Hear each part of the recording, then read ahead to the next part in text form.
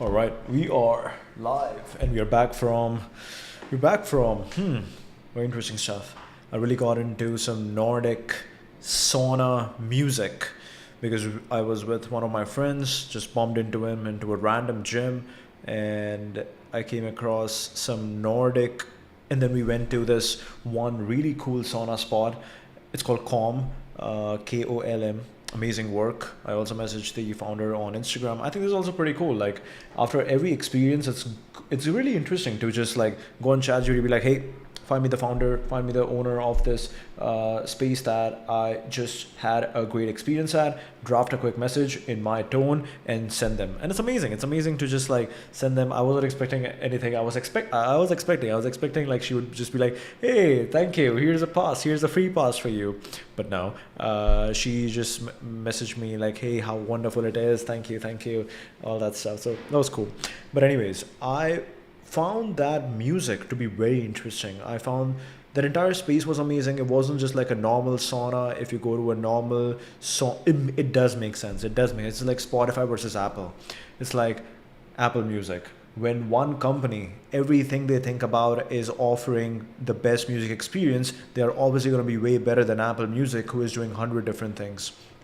And similar to your gym experience, your gym also has a sauna, your building also has a sauna, but that sauna isn't going to be as good as an enterprise or as an establishment that is specifically working on sauna. And they were pretty good. They were really good. They had this one, they call it Snowball.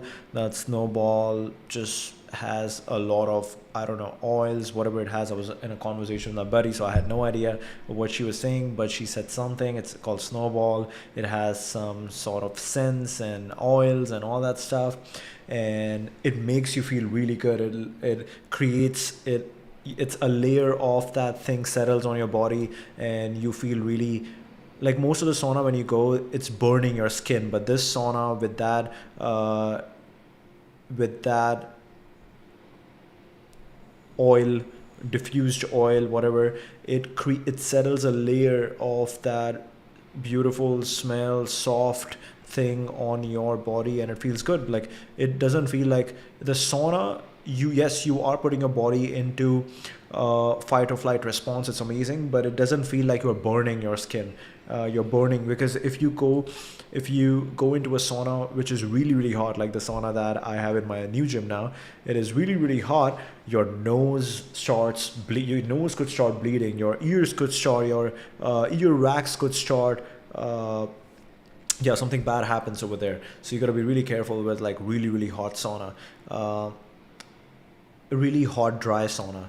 And then we also did cold plunge. Amazing work. Cold plunge has this interesting thing where suddenly your feet starts becoming, you feel like you're paralyzed. I don't know what happens over there, so that is interesting. But yeah, new gym has also started. Gym is also very interesting. I was talking to a friend about this, that the gym that you choose is like a community that you're picking, because you got to be careful. If at least you are going to your gym 3 days in a week, you are now going to see those same people again and again, and these are your new people now. So you got to be really careful about the gym that you pick, because you're picking the community, you're picking the people that you're going to see every single day. And for that reason, a lot of people recommend that, hey, just go for the most expensive gym. And for me, I think beauty, aesthetics, these things also matter. Beauty, aesthetics, all these things matter, because if you are spending time over there, this is inspiration. This is the time that you are thinking about your work. You are thinking about you. And again, like, I don't know, I like going to gym. I like bodybuilding aspect. I like growing muscles, but that is not the sole goal. The goal is to also meet interesting people. So you are kind of pushed into this space where everybody, as I'm talking to more and more people, I'm finding some interesting people over there. So I think that is also really important. It's not just about lifting weights. If you just had to lift weight, then yeah, you can always grab, you can always, it also becomes a really good hangout spot. They have done a good job at, right after the gym, they have this spot where you grab your smoothie, you can sit down, work, you can sit down, talk, hang out. And I think that does a really good job at making sure that if you are really focused on work, if you are busy with your work, whatever, after work you do want some social interaction, you do want to talk to human beings, you do want to be around human beings, and at that time you don't have to go and search and schedule and do all those things with your friends. You can just go to your gym and you can work out and you can hang out and you can work over there, you can start talking to people, and you have this common thing, which is in the sauna you're going to talk to people, in the steam room you're going to talk to people, while working on you're going to talk to people, outside the classes you can talk to people. There are a bunch of classes over there where you can talk to people. So actually, classes reminds me, they have some really nice vinyasa yoga. I gotta try the yoga. We definitely have to do the yoga. Okay, so that's good. What else? So we did the gym. We did. We got the new gym, so that is now becoming a routine. Also, I think this is interesting. I was like looking into Rian Doris. He talks about allostatic, elastic. Oh my God, allostatic. What are the concepts that Rian Doris talks about? Wow, Robin Hood. So he was talking about allostatic load. Allostatic, I think allostatic is the right word. Allostatic load basically just means that when you're working, you are kind of creating a debt, and you have to have a certain way during your day to empty that stress, empty that load, and that is really important. And the more and more you work, the more and more you get into a routine, the more and more you find momentum in your work. I think you start thinking about these things, that okay, work is important, that flow state is really important, but okay, how do I make sure that I'm ready for the next session? How do I make sure that I'm ready for the next round? So those things are important. I think silence, walking, just talking to your friends about whatever, that is good. Yeah, and then sauna, steam, all the stuff, really interesting, really important. Okay, Rian Doris and flow state. This is also something interesting. Like I was thinking a lot about this today. That not a lot, but I shouldn't be thinking a lot. You should do it. But anyways, what is a good time to go to gym? I think a lot of people talk about that. Oh, I go to the gym early in the morning, stuff like that. But I really feel like if you can do it, then wake up and straight up get to work. I think that is good. Wake up and maybe go on a quick walk, get some sun, and then straight get to work, get into that flow state, get into that long flow state, and then you will enjoy just going out, and then you will really have fun just going out. Once you have done the work, then you will really enjoy just going outside home and doing whatever. But I think it's a good idea to wake up and get straight to work, straight into that flow state, no distraction. Because yeah, even while you're going to gym, even though your goal is to just put your headphones on and don't talk to anybody, still you are not doing the core thing. You're not doing the core thing that you're supposed to work. You're thinking about work. You are going to come across random things, like okay, if you're driving to work, yes, you have to do some work, like you have to do some little tiny things that are going to kind of take you out of that beautiful state, which is right when you wake up. So it's very hard to preserve that state, preserve that beautiful state. The moment you work to, the moment you wake up to when you get sit down to work. So this is something new that we're gonna start trying. I'm gonna have lunch and then I'm gonna go to the gym. Because also I think it's interesting, like gym, it's okay if you're spending 2 hours in the gym, it's totally fine. You're working out, you're meeting people, you are talking about things, you are sitting down, maybe working more. I think that's also good. Like now that I know that in my gym you have this nice space to sit down, I can actually, after my session over here, I can go to the gym and then I can continue work from there. So maybe that's something they're gonna try. Yeah, it's very interesting that it's also very important to control your entire environment, make certain changes. Like yesterday, I'm listening to this one podcast by Chris Williamson, and as the moment he says that, hey, don't keep phone in your bedroom, I'm like, okay, let's make an environment change. Let's pull my charger, which is actually not beside my bed. I have not bought like these bedside counters or drawers, whatever you call them. I have not bought them because obviously, what are you gonna put over there? You're gonna put like a lamp and your phone. I don't want to put my phone over there. So my phone is actually like, I have to get off my bed to turn off my alarm. And yesterday after listening to that, I'm like, okay, actually, I'm going to pull that out. I'm going to put my alarm. I'm going to put my phone over here. So it's actually not in my bed. So because of that, I woke up a little bit late today. But anyways, I think this is a good habit. This is a good habit that once you can control your entire environment, every single advice that you hear, just start implementing that. Start making the environment changes. Like one of the changes is, I think I was listening to who's the Atomic Habits guy? Habit. James Clear. James Clear. I was listening to James Clear. James Clear was talking something about that. Hey, don't, if you have snacks, first of all, don't keep snacks in your house. I don't keep a lot of snacks, but yeah, keep your fruits on the counter. So I actually, every time I buy my bananas are right in that corner, so it's always visible to my eyes, and that is pretty good. The only thing with bananas is that you gotta keep buying them again and again, because obviously you can buy this really fresh bunch of bananas, fresh bunch of bananas, but yeah, in 2-3 days it's all starting to like blacken and all that. You're like, oh no, the first couple bananas were amazing, but now every banana that I'm gonna have is gonna be just a little bit weird. But anyways, that's also pretty good. Like when you control your entire environment, start adapting it. Like every single insight, every single interesting thing that you hear about, start changing your environment based on that, so that they act as a trigger. That is pretty cool.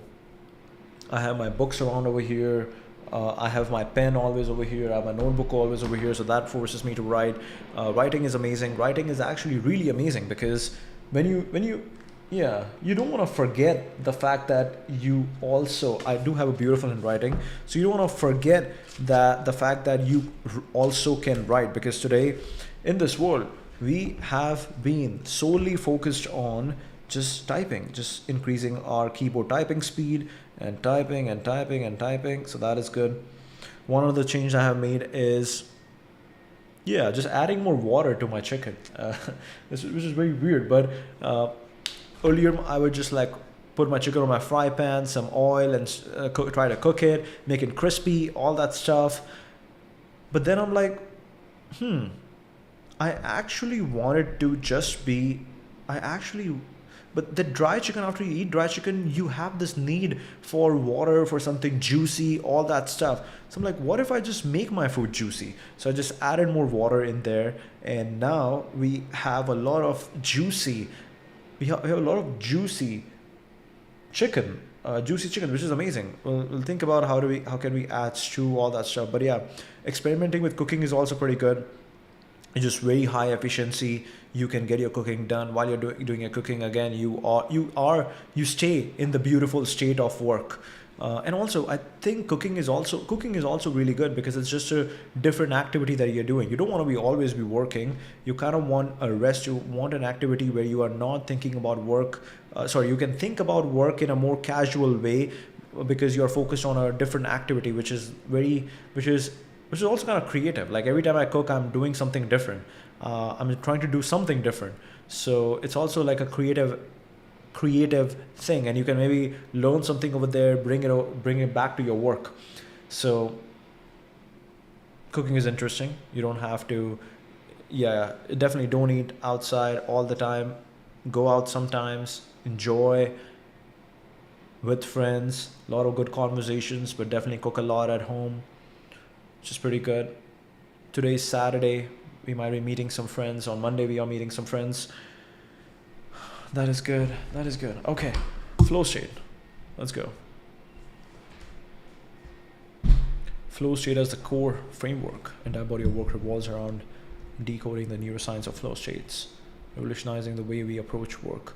Flow states also very interesting. We would like to know that who is his inspiration. Who are his inspiration? We love to understand the creative, or in general just the lineage. What's the lineage of ideas over here that we're looking at? Exactly. Mihai is the obvious lineage for flow states for everybody. Obvious bedrock, define flow, identify 22 triggers. Entire research program builds on Csikszentmihalyi's work from 60s and onward. Peak performance and flow states, stealing fire, the rise of Superman. Cold DM Kotler on Facebook. helped scale his business, and they eventually co-founded Flow Research Collective together. Other work before he came across flow states, specifically Malcolm Gladwell's. I feel so good right now just because of the food. Food is so important. Food is really important. It's also really important to make it something that you truly enjoy, because if you don't enjoy your food, even though you cook, even though you're saving money, if you don't enjoy your food, you will still go out and try to eat outside. So it's really important to make juicy, nice food, good, tasty food at home. You have to learn tasty food, otherwise you're going to go out. Specifically Malcolm Gladwell's Blink, which was his entry point into understanding cognition and rapid decision making. This later connected to his parents' meditation background, though it was immediately obvious to him that it related to his parents' world. Dan Siegel, professor of psychiatry, UCLA, interpersonal neurobiology and mindscience. Daniel Goleman, emotional intelligence. Andrew Huberman, neuroscience of performance. He was on the board of director. Ben Shahar, positive psychology and happiness. Attention, distraction, technologies impact on cognition. Oxytocin and trust. High performance mindset and harnessing pain.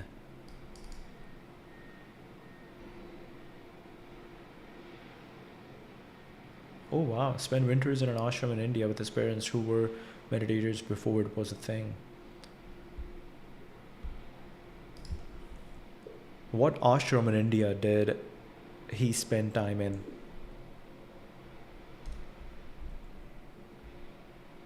Interesting that his intellectual genealogy bridges the contemplative and scientific in the way that parallels what you are doing with the philosophical instruments, though it leans much more toward the performance optimization end, while your work tends toward the confrontational self-revelatory end. We had a good time with the Joseph Campbell, I think it was Joseph Campbell quote. Let's read that again. That's amazing. The activity, the pursuit, the obsession, where the boundary between you and the world gets thin, where time disappears, where the question, what is this for, doesn't arise, because the doing and the being have merged. Because the doing and being have merged. I love this. Doing and being have merged.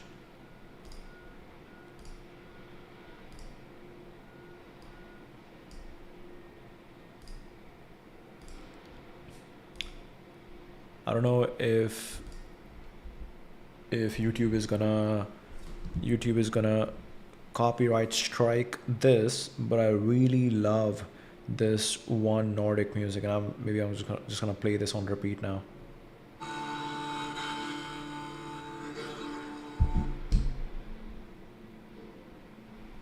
Okay, we'll put this on repeat.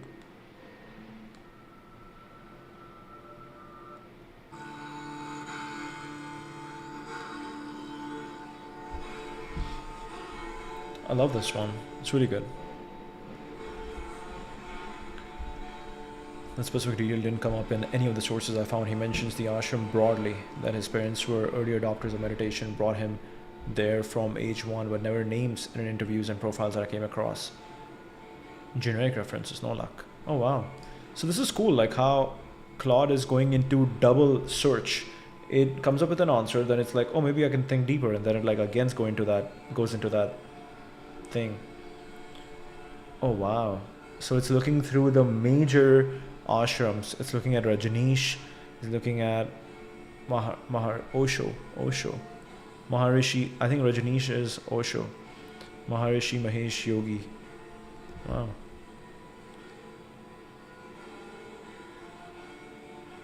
Just repeats the same line in ashram in India with his meditator parents winters from age 1. Okay, cool. Now I'm really curious. The guy's a Superman.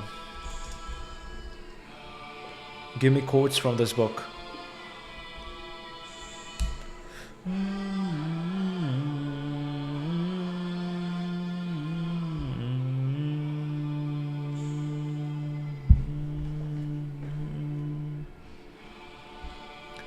With brief excerpts on what flow feels like, author writes that time slows down, self vanishes, action and awareness merge. the core phenomenology of the state. All flow feels like time slows down, self vanishes, action and awareness merge. The core phenomenology of the state. On risk as a gateway. He argues that fear becomes a compass, pointing people in the direction they need to go. The fight or flight response actually primes the body for flow, and athletes report moving through one to get to the other. On risk as a gateway, he argues that fear becomes a compass. Fear becomes a compass, pointing people in the direction they need to go. The fight or flight response actually primes the body for flow. The fight or flight response actually primes the body for flow, and athletes report moving through one to get to the other. On the relationship between work and play. If we are hunting the highest version of ourselves, we need to turn work into play. Exactly. This has been my goal with French, that how do we make this more into play? How do we make this more into play such that you are really enjoying? Yes. And you can do a lot of the stuff with AI. You can kind of play with it. You can come up with ideas. You can reduce. You can make things less boring. All you have to do is find that one activity where you are enjoying so much, where you're having so much fun, that you just keep going. And it will take a lot of refinement. Sometimes you just have to stop working on it to come up with an idea and then go straight for it. A lot of times, yeah. It's very interesting. I learned this entire French without doing any of those grammar exercises. I hated that.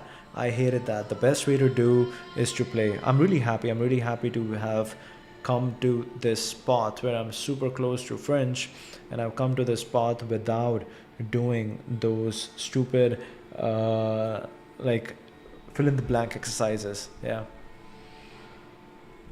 On risk as a gateway, he argues that fear becomes a compass, pointing people in the direction they need to go. The fight or flight response actually primes the body for flow, and athletes report moving through one to get to the other. On the relationship between work and play, if we are hunting the highest version of ourselves, we need to turn work into play, not the reverse. Otherwise, intrinsic motivation shuts down. Turn work into play. Otherwise, intrinsic motivation shuts down. On the disappearance of self, he makes a striking point that when the self disappears, it takes many of our limits along for the ride. Without self-consciousness, doubt, and security.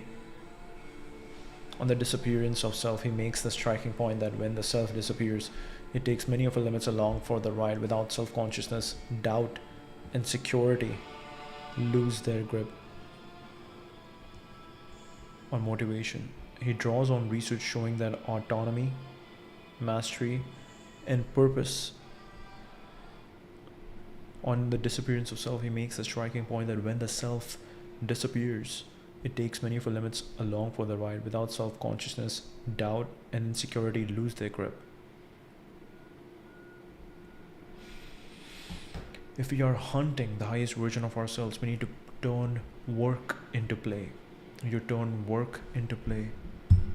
This is very interesting. Some people might have learned this way earlier, but this is very interesting.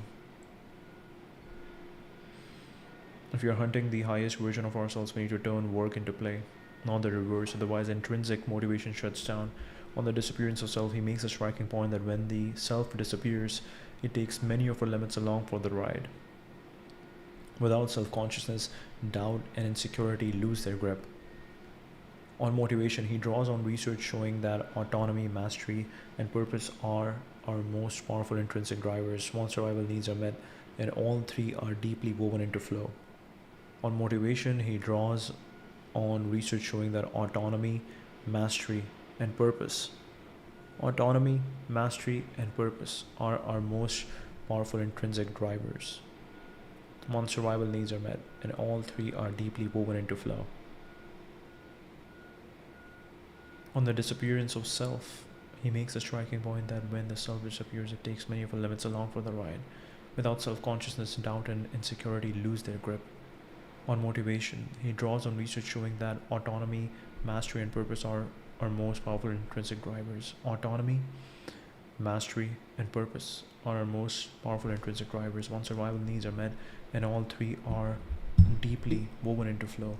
On happiness, he references Csikszentmihalyi's discovery that the happiest people on the earth were those who had the most peak experiences, and they worked hard for them, not stumbling into fulfillment by accident. Who had the most peak experiences? Peak experiences. Peak experiences is, what is peak experiences? Wow. And they worked hard for them, not stumbling into fulfillment by accident. Creativity being the real point of extreme sports. The greatest athletes aren't interested in the greatest risks. Creativity is always the point. Physical danger is a byproduct of creative ambition. On creativity being the real point of extreme sports. The greatest athletes aren't interested in the greatest risks. The greatest athletes aren't interested in the greatest risks. Creativity is always the point. Physical danger is a byproduct of creative ambition. On the dark side, he cautions that flow carries addictive neurochemistry, potent psychology, and hardwired evolutionary behaviors. There's a serious dark side to it. Flow carries addictive neurochemistry, potent psychology, hardwired evolutionary behaviors. Whoa. Tell me more. Yeah, when I'm talking into my mic, I want to stop doing this. I just want to talk. Yeah, this is important. And perhaps most relevant to your work with philosophical instruments, he notes that our limits are governed by flow's ability to amplify performance as much as by imagination's ability to dream of that performance. The ceiling isn't just neurological, it's imaginative. The book's central thesis is essentially that action sports athletes cracked the code on flow before neuroscience caught up. Because when the stakes are literally life and death, flow is an option. It's survival. Yeah, it's very interesting. Like right now, we're looking at the snowboarding thing. Snowboarding, Winter Olympics. Winter Olympics has snowboarding. There's snowboarding tricks, and you can only imagine that when it's a very dangerous trick that all these guys are about to do. So how many times would they have done? Finally, when it's time to perform, how do they get themselves into that right state to make it happen? The Canadian person was called Elie Bouchard, and I'm now curious. Elie Bouchard. Tell me about the life of Elie Bouchard. Let's see if I can figure out who we are talking about.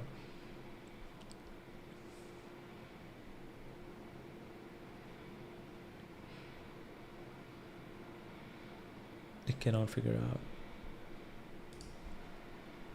Okay. Elie Bouchard is Winter Olympics, Milano Winter Olympics. I think it's Milano, right? Milano Winter Olympics snowboarder.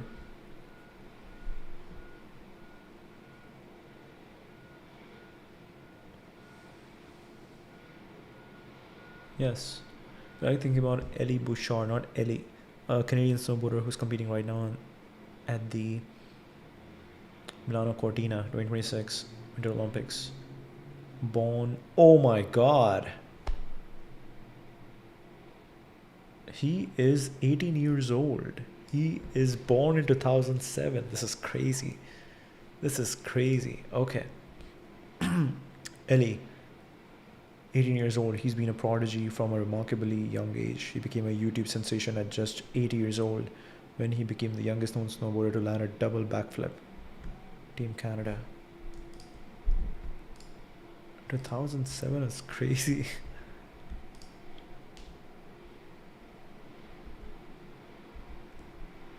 Lululemon Sport, Milano Cortina, birthplace Quebec, home province, hometown Lac Beauport. Olympic debut Milano Cortina just 2 years after he was double medalist at the Gangwon 2024 Winter Youth Olympic Games. Gold in big air and silver in slopestyle. Fifth in slopestyle, second straight appearance at the Junior Worlds, FIS World Cup debut in December 2022 at a big air event in Edmonton's Commonwealth Stadium 2 days before his 15th birthday. He earned his when he won the big air event in Aspen.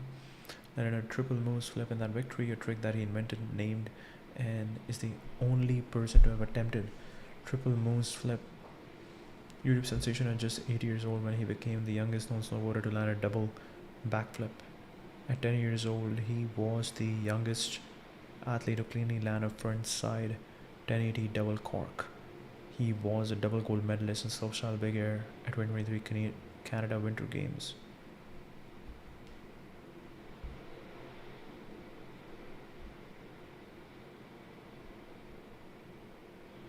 Canada's struggle continued with third straight loss in mixed doubles curling. I think they're all wearing Lululemon. Is this Lulu? Seems like it's Lulu.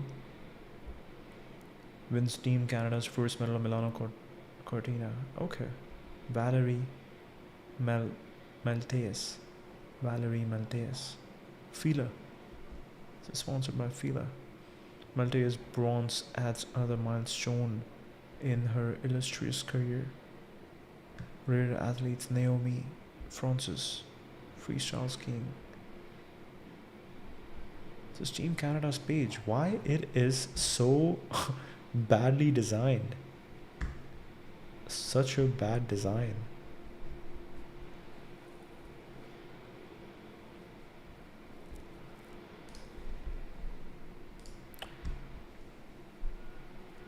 What? He first stood on a snowboard when he was 1 year old because it was something his father wanted to do with his family. He enjoys crocheting during the competitive season and fishing in the off season. His inspiration is Norway's Marcus Cleveland for the creative and uniqueness he brings to snowboarding. The men's big air final is actually happening today, so he could be competing as we speak. Wow. Give me some quotes from him. Wait, there's a voice thing over here. I don't know if that's just transcription or is that actually voice mode. That'd be cool. Olympic debut with teammates. It's amazing experience. It's amazing to experience this together. It's definitely everyone's dream. I just want to have some fun. The jump is pretty big, so if I can land my tricks, I'm going to be stoked. Trick invention. I'm not even too sure what's happening with the physics of some of these tricks. They are just products of trying a bunch of stuff and eating a lot of snow over and over again until something works out. X Games. What is X Games? Really cool. It's really interesting. Like this directly relates to what we are reading in the flow state.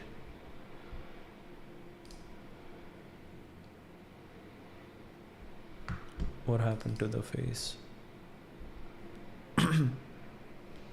Aspen. Introducing X Games League.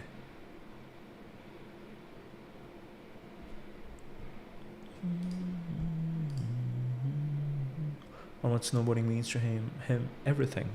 His favorite quote. Some people want it to happen. Oh my god.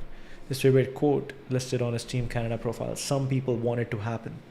Some wish it would happen. Others make it happen. On who he would most want to snowboard with. Peter Line, because he's the GOAT. What snowboarding means to him, everything. He comes across as someone who's equal parts creative and humble, still very much an 18-year-old having fun while quietly pushing the boundaries of what's physically possible on a snowboard. Wow.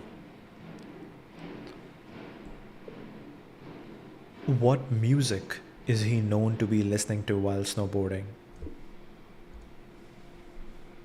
This would be very interesting. Like, how do you get into the flow state? That state that you're looking for.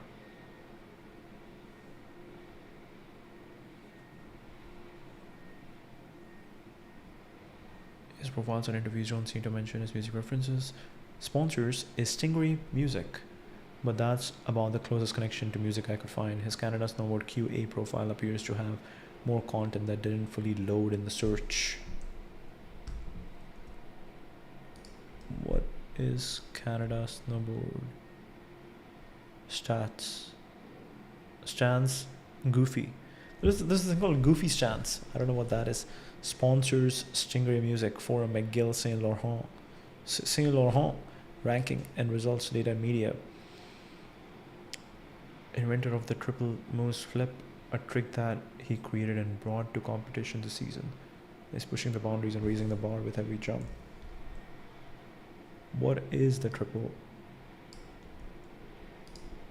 What is this trick? Yeah, the suggestions are getting good. The ChatGPT suggestions are getting good. Custom beginner snowboard trick invented by Eddie Bouchard. Triple moose flip. Spins and flips rather than a textbook move with a fixed dictionary definition. Triple signals 3 inversions or off-axis flips during the jump. Moves is the creator's signature stamp, playful Canadian nod rather than a formal rotation count. Flip means it emphasizes end over end inversion rather than pure flat spin. It's high amplitude triple inverting off-axis flip tuned to Ellie's body mechanics and style, then brought into competition rather than staying a training hill myth. New tricks score extra attention for progression, not just difficulty. Progression. Cultural flex. Naming a trick is a quiet claim of authorship in a sport obsessed with evolution. Inventing a new trick is rarer than adding another 180 degree to an existing one. Harder spin. It's a fresh move with a passport stamped by competition judges. It wouldn't make sense until we actually look at it, so we gotta look at it.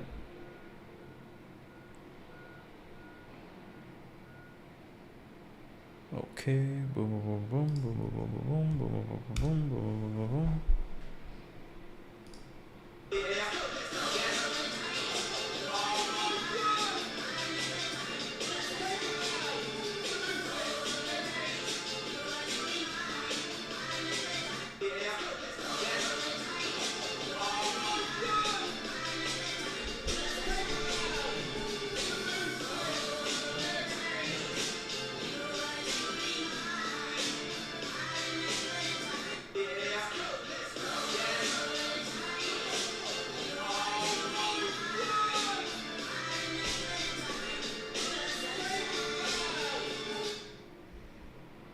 This is crazy.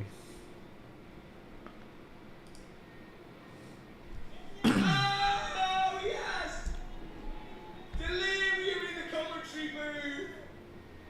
Welcome one and all. This is the FIS World Cup big slope style.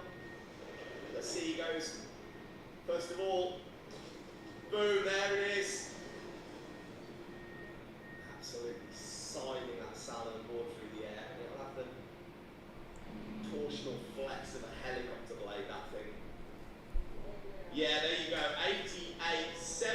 88.75. Rider by trade, he's going switch. He goes switch front side, 1800, and it's absolutely, these 18 art videos we saw from Maximize. He's got a mind-bending trick, and are we going to see it here? Yes. Oh my word! He's got a mind-bending trick, and are we going to see it here? Yes. Oh my word! When you put it with that, go! Eli Bouchard, currently provisional first. But he needs to make the step up here.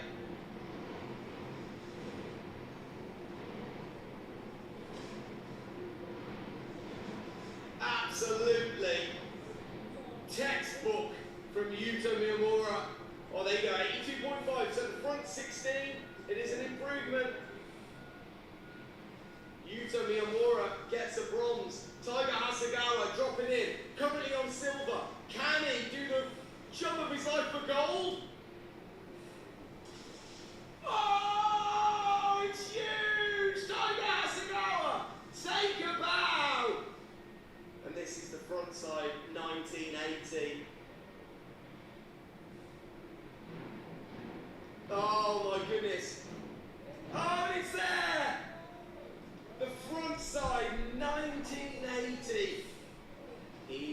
Bouchard, the youngster. Newly joined that forum team, hasn't he? Dropping in. Is this going to be the backside 18? Oh, the back. Oh my god, that was so smooth. Dropping in. Is this going to be the backside 18? Oh, the backside 1980. He's Hanson Tiger. Straight back. Remember, the last 180 is blind. He won't see it until he feels the toe edge bite, which is there. Oh, yes!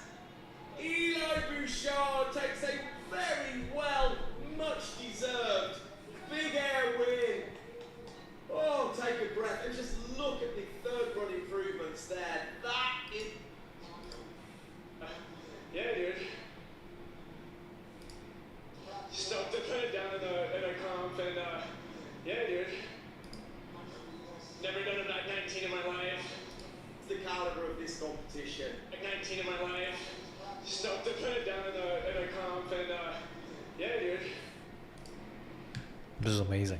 The last trick was amazing. It's amazing that the commentator was like, "Hey, he's not gonna see the last when it touches the ground. He's not gonna see it that because his face is gonna be on the other side." That was crazy. That was crazy. Okay, really cool, really cool. So we have Mihai. Everybody's talking about peak experiences. Was pretty interesting. I want to look into that. Okay. Work into play, peak experiences. Tell me more. Tell me more. Very cool. Very cool. The dark side of flow is actually one of the most interesting and underexplored parts of Kotler's argument. It runs deeper than just be careful. The neurochemical trap. Primary illicit drug of choice marijuana triggers the release of anandamide, antidepressants, or some combination of dopamine, norepinephrine, and serotonin. Tobacco and ADHD drugs affect dopamine and norepinephrine, and prescription drugs of abuse are opioids affecting the endorphin system, literally killing themselves trying to achieve artificially the same sensations that flow produces naturally. It's crazy that Claude is like Americans. What do you mean? Like, so what is happening around the world?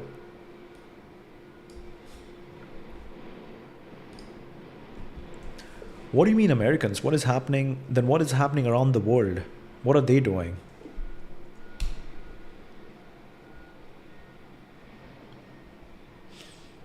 Americans are literally killing themselves trying to achieve artificially the same sensations that flow produces naturally. Flow floods the brain with all 5 of these neurochemicals simultaneously and existentially. It's essentially a cocktail more potent than any single drug. The crash. Kotler describes the aftermath bluntly. You get the huge highs of flow state and suddenly it's gone. All the feel-good neurochemicals have exhausted themselves. They take a while to replenish. You need nutrition, sunlight, rest. You were super up, now you're super down. He compares it to a hangover where your brain generates relentlessly negative self-talk and advises people not to take themselves seriously during those lows. Addiction to a better self. What makes flow addiction uniquely tricky is that unlike other addictions that lead backwards, flow, because it always involves challenging skills and mastering new skills, is literally addiction to a better version of yourself. The art of manliness.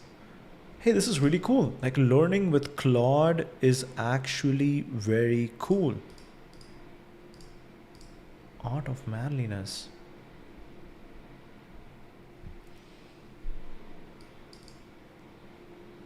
The Rise of Superman, decoding the science of ultimate human performance. In his book, Stephen takes a look at the world of extreme athletes and discovers that these so-called adrenaline junkies are truly pushing the boundaries of human performance, and that it actually isn't the adrenaline that's driving their advances. Rather, it's the concept of flow, an optimal state of attention that slows time down and makes life or death decision making possible. Like big wave surfers, solo rock climbers, and base jumpers who are tapping into flow to do the seemingly impossible. What's more, he shares research-backed ways that average Joes can hack their own flow so that they can improve their performance across all facets of life and truly flourishing. Claude is really good. Claude is really good. I think I also really like this like light cream color, because that light cream color somehow says to me that this is like a more creative space. This is more, feels like more Rick Rubin-ish place. Anthropic is doing something very interesting. You have to agree that Anthropic is doing something truly interesting. Does Alex Honnold talk about flow?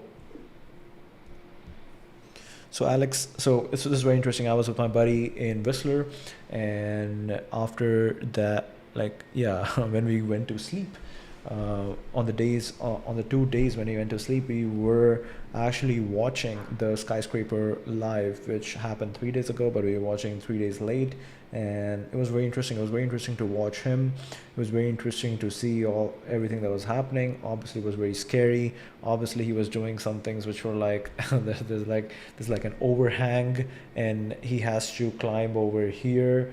Like he climbs like this. He's like totally hanging, and it's like 100 floors up. He's like totally hanging like this on overhang. But the stupid thing is, like, right here there's a wall, and you could have just like climbed over here. Why are you doing this crazy thing? And then finally, when he goes to the very top, he's standing like this and he's waving to the people downstairs, and it's like, bro, what are you doing? Like, one gush of wave and you are down, you will fall down. But it was very interesting to see. He definitely did something which is, he definitely should be paid more money. For having this spectacle. And I think Mr. Beast said something like that hey, I would have paid him way more money if he did that on my platform, which is very interesting, which basically Mr. Beast is saying that you can either do with Netflix, or you can do with me. If you do something like this with me, I'm gonna give you more money. With Netflix, what comes with Netflix? Netflix comes with more professionalism. Mr. Beast comes with a Mr. Beast brand. I would guess that Netflix would be more focused on the security aspect, all that stuff. Like they had this thing that the live stream has a 10-second lag in case something bad happens. So in case something bad happens, they're gonna stop the stream. So there was literally someone from production team sitting over there and being like, we are gonna watch this, and the moment something happens, we are gonna cut the stream. So it's crazy. Because think about even the camera production team. They are not only there are helicopters, choppers flying around revolving around the Taipei 101, and they are literally like shooting constantly. There's choppers around. They're constantly shooting Alex over there, or filming Alex over there, and then suddenly if something happens, they have to be ready. They have to be ready to move the camera, to zoom, all that stuff. So it's crazy to think about it. It's like very interesting. Like a lot of interesting events that happened in the past, we definitely think about that. Oh, you planned it happened, amazing. But sometimes you forget about all the planning, all the backup, all the fallback options that were created to make sure that this goes right, and the fact that we didn't have to use them, but there was a lot of planning that actually happened over there, which is very interesting to think about. Flow as a core pleasure of free soloing. Wow. Talks about flow state across multiple interviews and platforms. It's clearly central to how he understands his climbing experience. Here are the key threads. Flow as the core pleasure of free soloing. An interview with the Outdoor Journal. Always been a big part of the pleasure in free soloing because it forces you into that state more than other kinds of climbing do. He can sometimes access it while climbing with ropes, but says it's rarer and harder.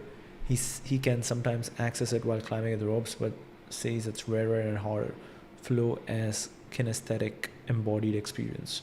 On the Huberman Lab podcast, he described well-rehearsed climbing as feeling like jogging or swimming or sort of other elemental movement patterns where It's just your body doing what it's meant to do. He uses words like flowing over a stone and compares it to dancing. Flow is something you spend your whole life chasing. In his masterclass with Tommy Caldwell, a lot of what you spend your whole climbing life looking for are those transcending experiences. Something you spend your whole life chasing. Flow as something you spend your whole life chasing. A lot of what you spend your whole climbing life looking for are those transcending experiences. You spend all your time training and preparing and seeking out certain challenges to have those brief moments of real flow. Masterclass, achieving flow, the nose speed record. There's a masterclass he also gave. Achieving flow, the nose speed record. In this lesson, you'll learn about flow states and how it helped Alex and Tommy break the nose speed record. Flow state is, this optimal state of being when you sort of lose track of time and are fully immersed in activity. It's true that, we have each had transcendent experiences climbing from time to time, but it's relatively infrequent. And I mean, really, that's a lot of what you spend your whole climbing life looking for are those transcending experiences. It's like you spend all your time training and preparing and seeking out certain challenges to have those brief moments of real flow. It's like you spend all your time training and preparing and seeking out certain challenges to have those brief moments of real flow. As this optimal state of being when you sort of lose track of time and are fully immersed in activity, it only comes when all of you is required. You experience like this lightness, this surrealness, this sort of transcendence. There's probably been only 4 or 5 times in my life where I've achieved what I consider to be true flow state. Now for you, I think there's different degrees to it, but there's like kind of optimal state flow, but then there's lesser examples of it. You don't think like when you're climbing your hardest sport routes and things, you think you're in sort of a lesser flow state. Generally when I'm climbing my hardest sport routes, it's kind of a disaster. I'm like barely stretching my way up the route, and it definitely doesn't feel like flow state. What climbing experiences feel like the most flowy to you? Maybe on the nose speed record, like by the end of it, it was like I just felt like things were flowing so incredibly well, and it created like this excitement inside me that was like, you are like, I can't believe this is actually happening right now. That feels like flow state. The nose of El Capitan is a prominent line straight up the center of the wall. It was the first route climbed on El Cap. It's very historic, and actually it's one of the most sought after climbs in the world. There's a long-standing speed record on the nose that really runs back to the mid-70s when it was first climbed in a day. And since then, various climbers have consistently one-upped to each other and consistently improved their times in climbing the nose. I dove into the speed record game in 2012 with another partner friend of mine, Hans Florin, who had held the speed record on and off for more than a decade. 15 years. He was very serious about the speed record on the nose, and so I learned a ton from him. And then after we set the speed record of 2 hours and 27 minutes, he sort of retired from the game a little bit, and then our record was eventually broken, and so then I had to recruit Tommy to take it back. And I personally felt like it was possible to go below 2 hours. So it's like breaking the 4-minute mile or something, or breaking a 2-hour marathon is maybe more comparable when it's just like it makes sense. Alex Honnold. The aspiration versus the reality. He's also honest that it's an aspiration rather than a constant. On Huberman, he said the aspiration is to be in that flow state, whatever you want to call it, while acknowledging that sometimes it's more like autopilot. The aspiration versus the reality. He's also honest that it's an aspiration rather than a constant. On Huberman, he said the aspiration is to be in that flow state, whether you want to call it, while acknowledging that sometimes it's more like autopilot. Searching for effortlessness, not adrenaline. This is an important distinction Honnold makes. He's not an adrenaline junkie. What he's searching for is the feeling of effortlessness.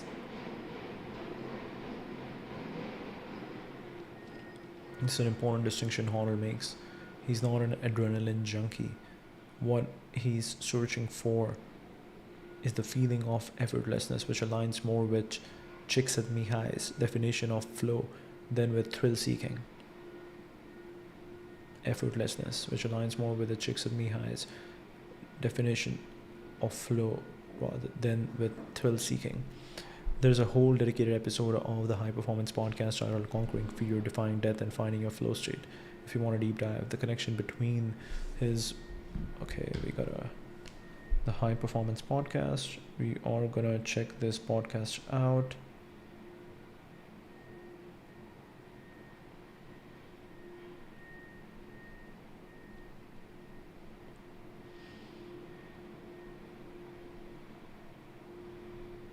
Conquering fear, defying death,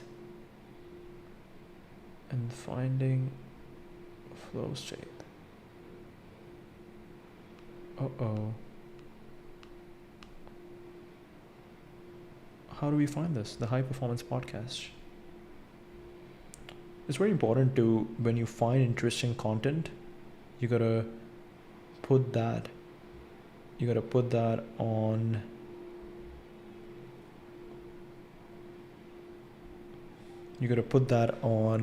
watch later and listen to it actually. Conquering Fear, Defying Death, and Finding Your Flow State, episode 280. Okay, this is helpful. Episode 280. Then I can go back and see.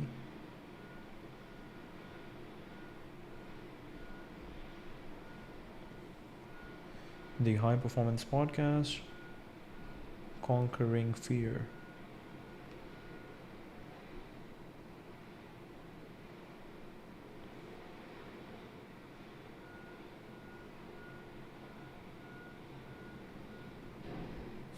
I don't find it. Episode 280.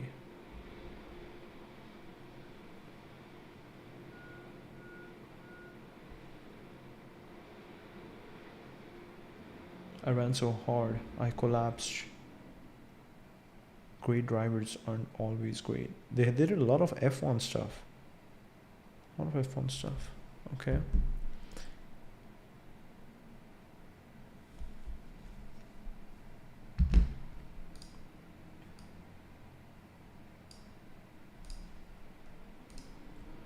Give me a link to this podcast.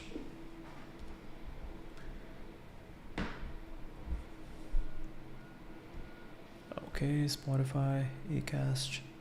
It will give me on Spotify and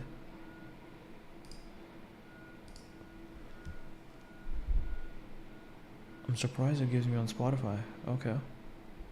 Spotify and we'll go High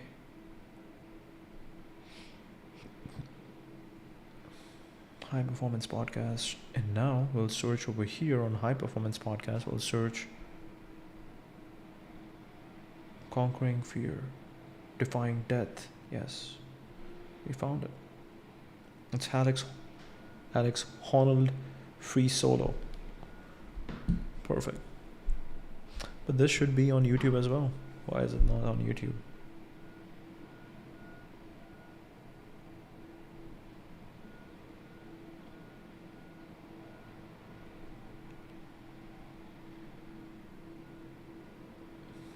It's not on YouTube.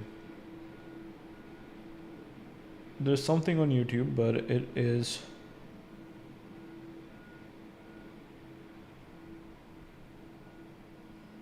This was recorded on August 2024. So this is not it. Maybe we might have another one. Why is it so hard to find it? Okay. Anyways. We'll go back to flow state. Let's see. So it doesn't look like addiction, it looks like growth. This is what Jamie Wheal calls the phenomenon of bliss junkies. People who think the magical ease. So it doesn't look like addiction, it looks like growth. This is what Jamie Wheal calls the phenomena of bliss junkies. People who think the magical ease of the flow state is the goal. And when they confront the difficulty of the day-to-day, they would rather reach for a pill or a new lover or another medication retreat than get down to hard work. What makes flow addiction uniquely tricky is that unlike other addictions that lead backwards, flow, because it always involves challenging skills and mastering new skills, is literally addiction to a better version of yourself. So it doesn't look like addiction, it looks like growth. This is what Jamie Wheal calls the phenomenon of bliss junkies, people who think the magical ease. I think this is also really important. Once I'm done with, I need to have a certain way. I know, like, who's the guy? Diary of a CEO guy. He has this thing, like, for every moment in the podcast where he thinks something interesting is happening, he has like a button under his desk, and he just clicks that button to make sure we remember this certain point, this certain moment. And I think this is exactly what I need to do. I need to have a certain way to, I need to have a button to just timestamp. Hey, timestamp this thing because I think I said something interesting over here, and I just want to go back on this particular idea. Either there's a link that I need to listen to, either there's a, but you are kind of creating more work for you, but also it's important because I think there are a lot of interesting insights that you come up with during these sessions, during these flow states, and it's really important to capture them and take action on them, because otherwise these are lost. It'd be really cool to like do that pro ChatGPT Pro right after. So YouTube takes 24 hours to generate transcript of this entire live stream, and then it would be really cool that the moment the transcript is generated, ChatGPT Pro runs on it and extracts the insights, and it creates timestamps for YouTube for other people, and it also creates like action items for me. I think that would be really cool. That would be really cool. So I have this, I have this, something weird happened. I have the request one.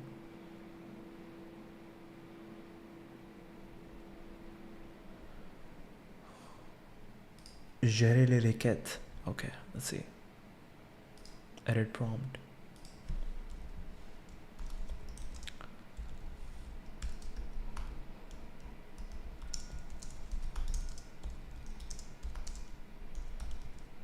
Extract action items for me from this live stream, such as people I said I should reach out to, people, companies I said I should reach out to, or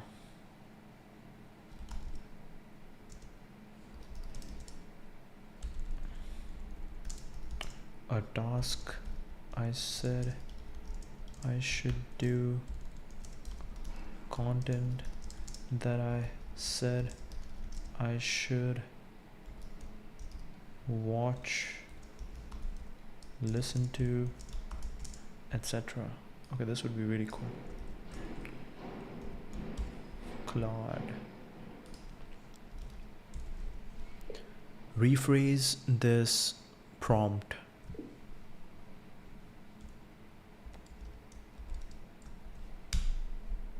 Let's see what happens.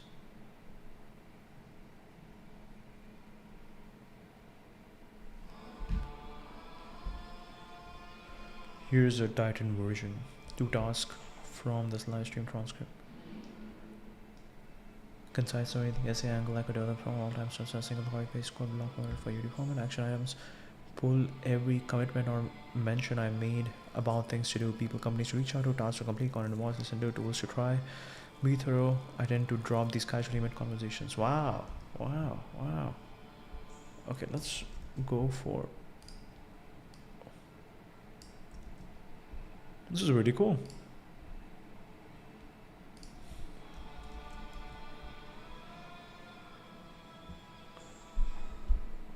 Extract the best essay-worthy insights.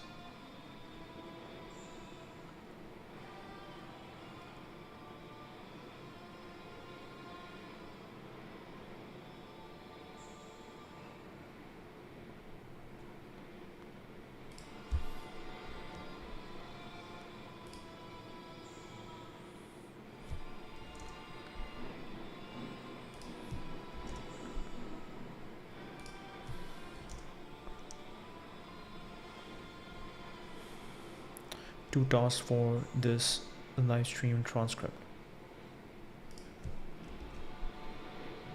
Essay worthy insights. For each strong insight, give me a concise summary, the essay angle I could develop from it, all timestamps in a single copy paste, ready, code block formatted for YouTube description.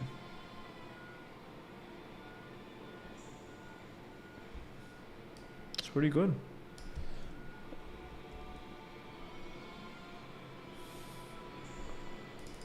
I think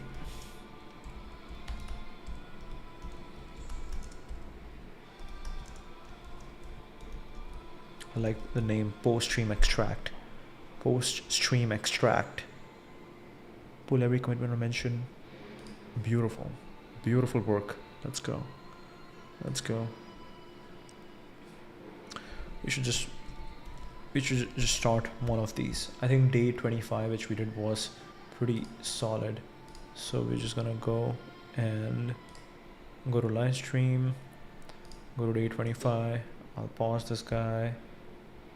Has the transcript been developed yet? Oh my god. No transcript. No transcript. How is that plausible?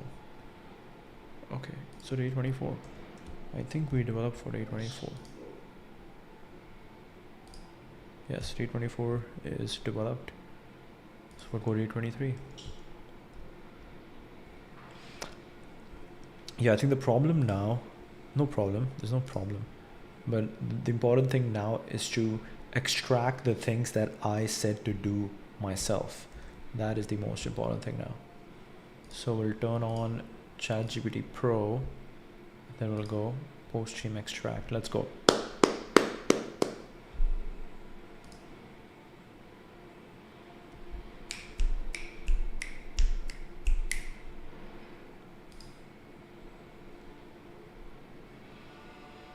Wait, what just happened? Switch chat. No.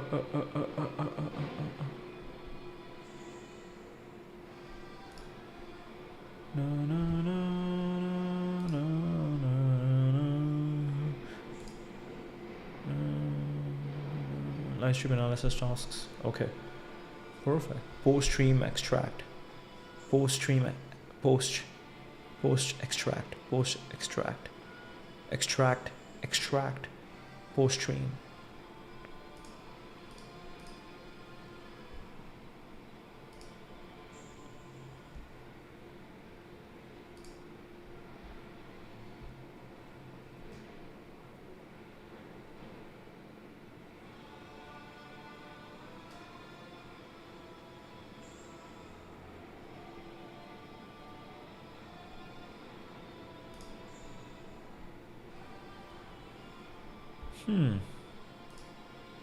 It already has access to the stream, so it only has access to the transcript. So why is it saying that? Show transcript. Here it is.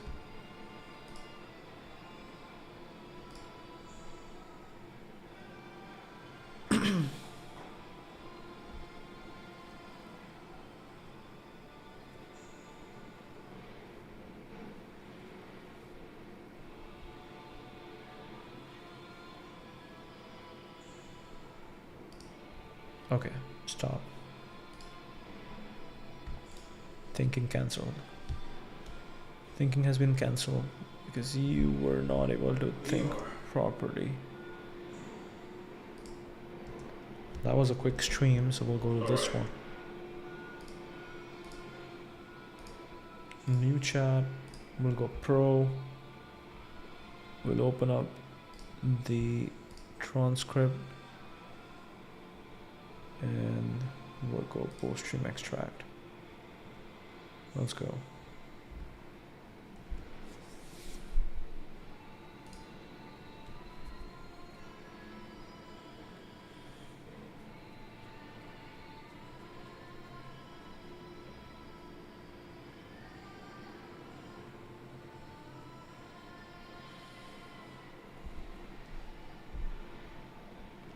And this is also good, like, again, while you're working, you have to have something that just keeps going in the background and works for you. So that's important. Okay, extracting insights and action items from the transcript. So it did get access to the transcript. Perfect. Let's go. This was really good work. Thank you, Claude. Claude is really good. We need a combination of both of them. We cannot pick a. Yeah, both are our babies. You cannot pick the best from your babies. All right, cool. Well, this is a really good concept, by the way. We'll turn on another light. We'll get some light over here.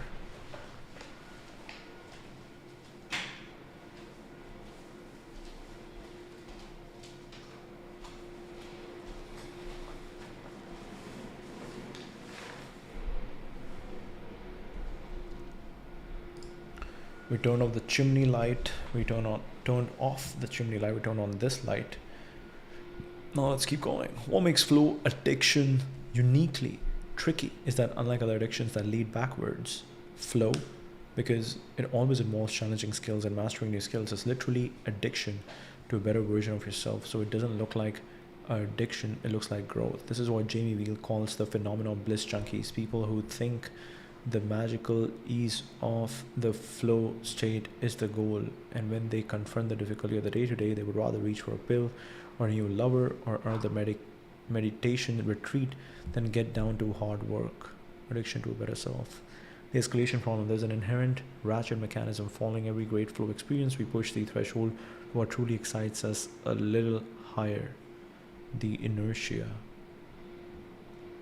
The dark side of flow. Very interesting. You won't think about the dark side of flow states, but this is very interesting that there is something like this that exists.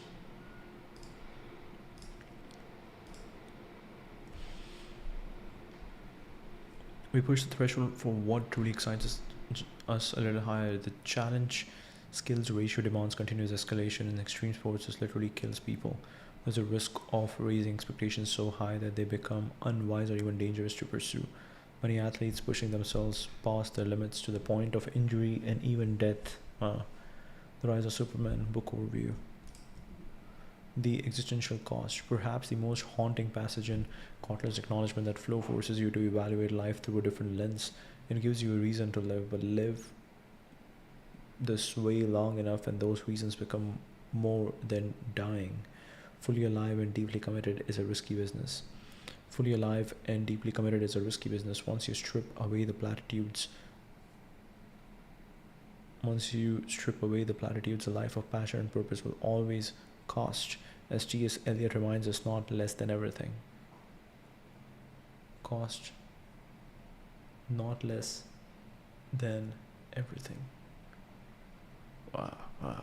Perhaps the most haunting passage is Kotler's acknowledgement that flow forces you to evaluate life through a different lens. It gives you reason to live, but live this way long enough and those reasons become more than dying. Fully alive and deeply committed is a risky business. Once you strip away the platitudes, a life of passion and purpose will always cost. As T.S. Eliot reminds us, not less than everything. This is where it connects to your philosophical instruments work. Kotler is essentially saying that the very state that makes us most alive also contains the seeds of our undoing. It's a genuinely uncomfortable truth that the peak performance community often glosses over.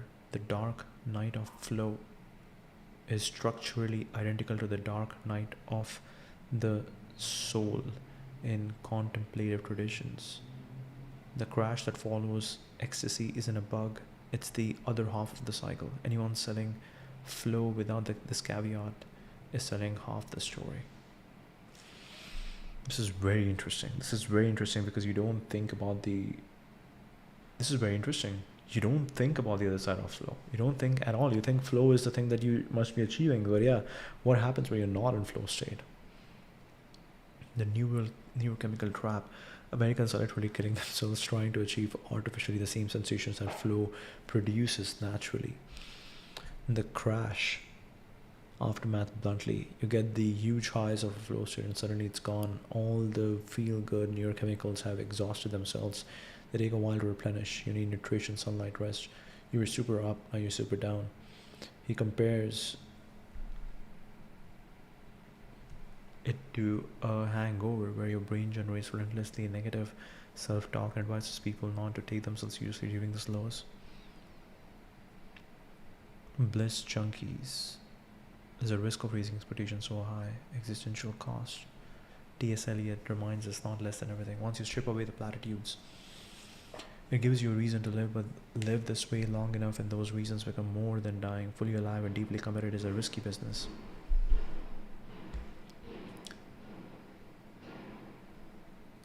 TXT file on happiness. Happiest people on earth were those who had the most peak experiences. This idea has a really interesting intellectual genealogy that Kotler traces through three thinkers: Maslow, Csikszentmihalyi, and William James, each building on the last. This idea has a really interesting intellectual genealogy that Kotler traces.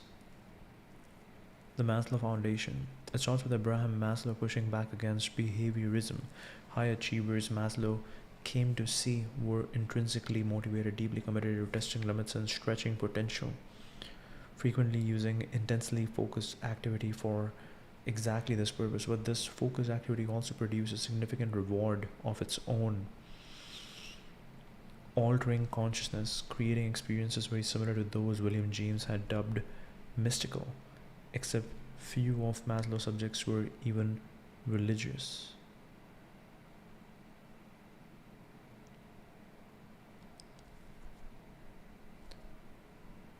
For exactly this purpose, but this focus activity is also produced a significant reward of its own, altering consciousness, creating experiences very similar to those William James had dubbed mystical, except few of Maslow's subjects were even religious. Maslow called these peak experiences and made a remarkable claim about them. Peak experiences can make life worthwhile by their occasional occurrence. They give life meaning to life itself. They give meaning to life itself. The Rise of Superman.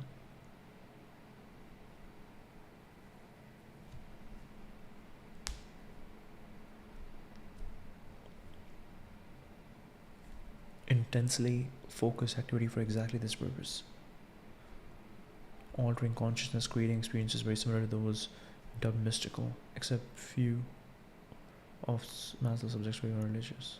So they're using flow state as the peak experience. They're using flow state as the peak experience which they want to achieve. Csikszentmihalyi's discovery. Then Csikszentmihalyi stumbled onto the same territory from a different angle. To borrow Daniel Gilbert's phrase, had merely stumbled upon happiness. What he had really been searching for was the meaning of life. When he dove into the data, he found that the happiest people on earth, the ones who felt their lives had the most meaning, were those who had the most peak experiences.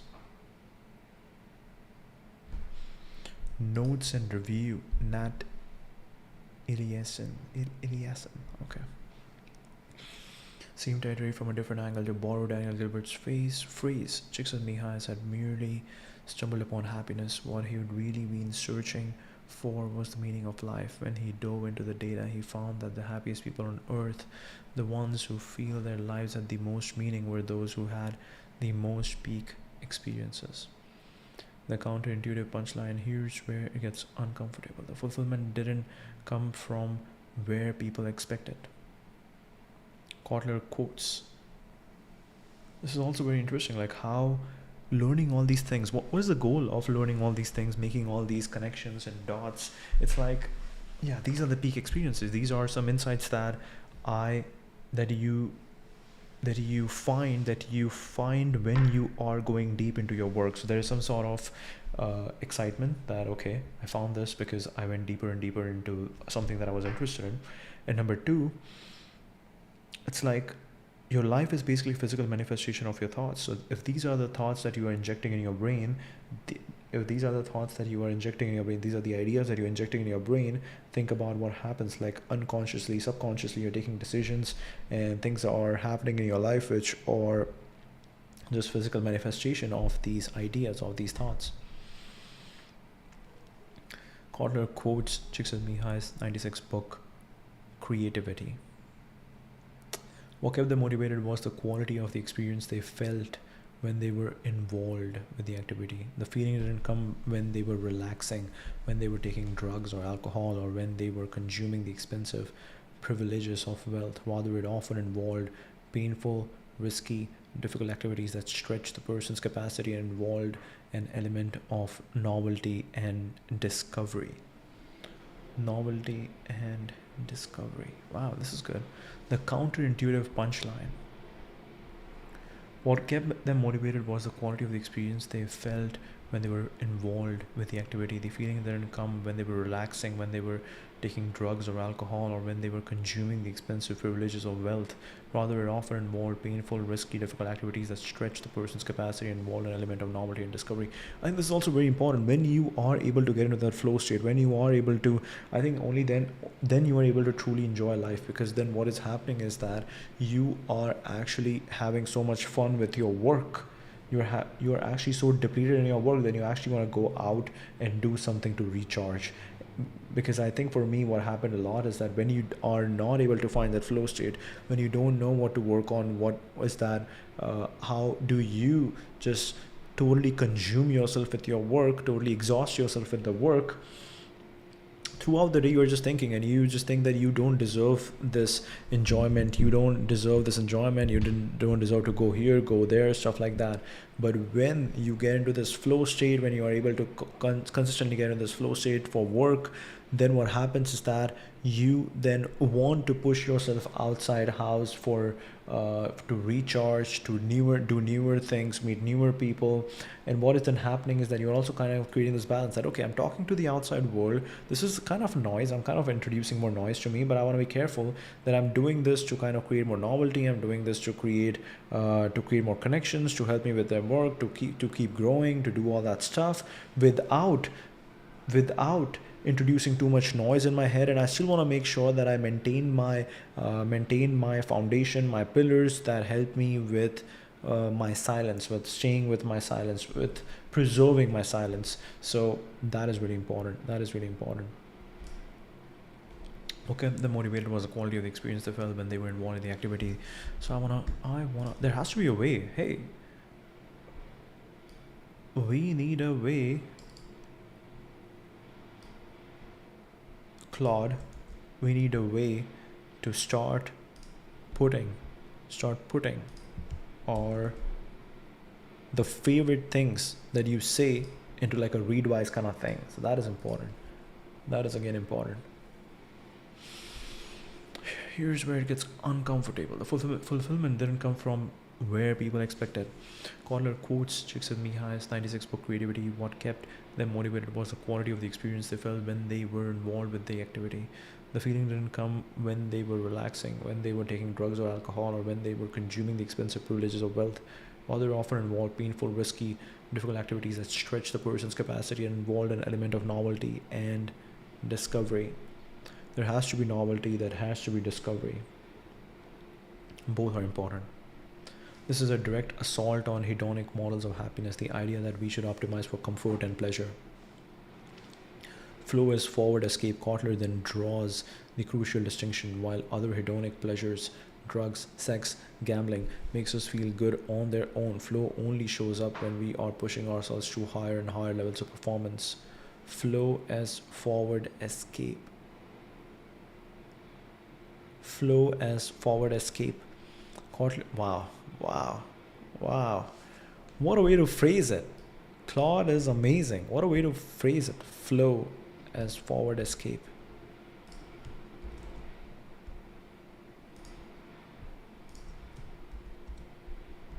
Flow as forward escape.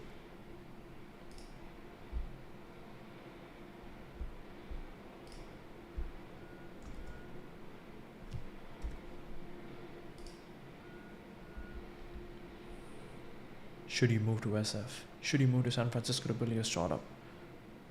The creative industry isn't dying, it's sorting. Music affects me very similar to nicotine, and I get into drug-induced happiness like stage from it. First 2 days without music was very similar to quitting nicotine. I could think of nothing else and had zero motivation. Nootropics. Okay, very cool stuff.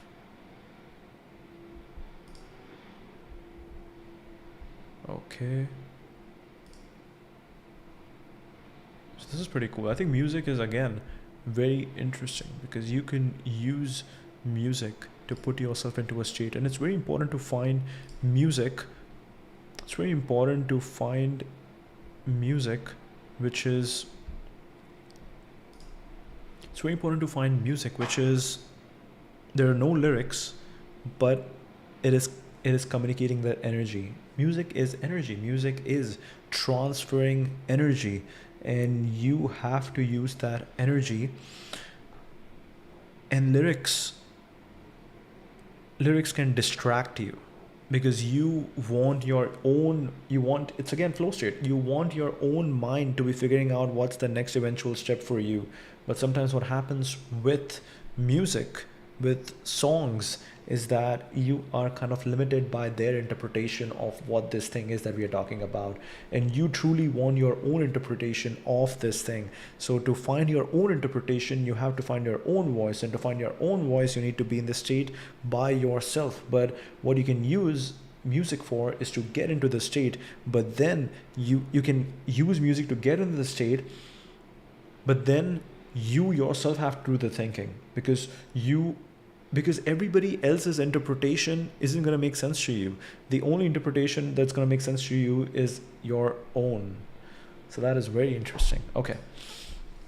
Content then draws a crucial distinction. While other hedonic pleasures, drugs, sex, gambling, make us feel good on their own, flow. Ooh, okay. Now I'm thinking I should have retweeted Rian Doris. So what we'll do is we'll supprimer ce post. Nous avons supprimé ce post et nous chercherons Rian Doris.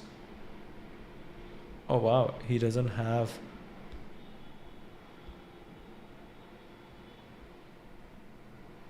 the article is summarized.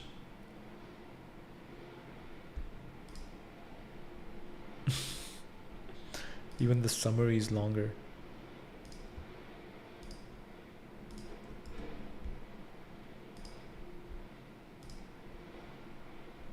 He's on X now, so this is amazing. 6th February. It's pretty good.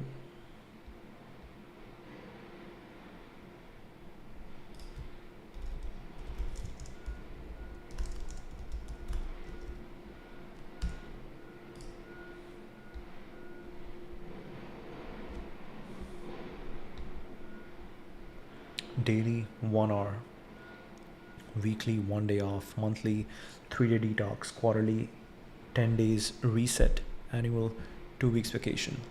I think this makes a lot of sense. Like the 2-week vacation that we have, during the holidays is amazing. That is gonna unlock so many new ideas for you. You are putting yourself into a totally different space. That is amazing. This is taking a long time. How long have you been doing this?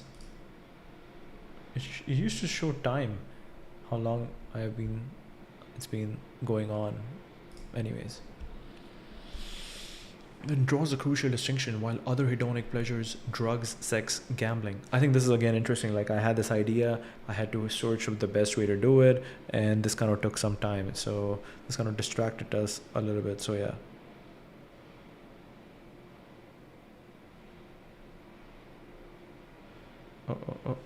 We are getting some lyrics. We're getting some calls. All right. Make us feel good on their own. Flow only shows up when we are pushing ourselves to higher and higher levels of performance. Because flow involves meeting challenges and developing skills. Csikszentmihalyi has explained it leads to growth. It is an escape forward from current reality, whereas stimulants like drugs lead backward.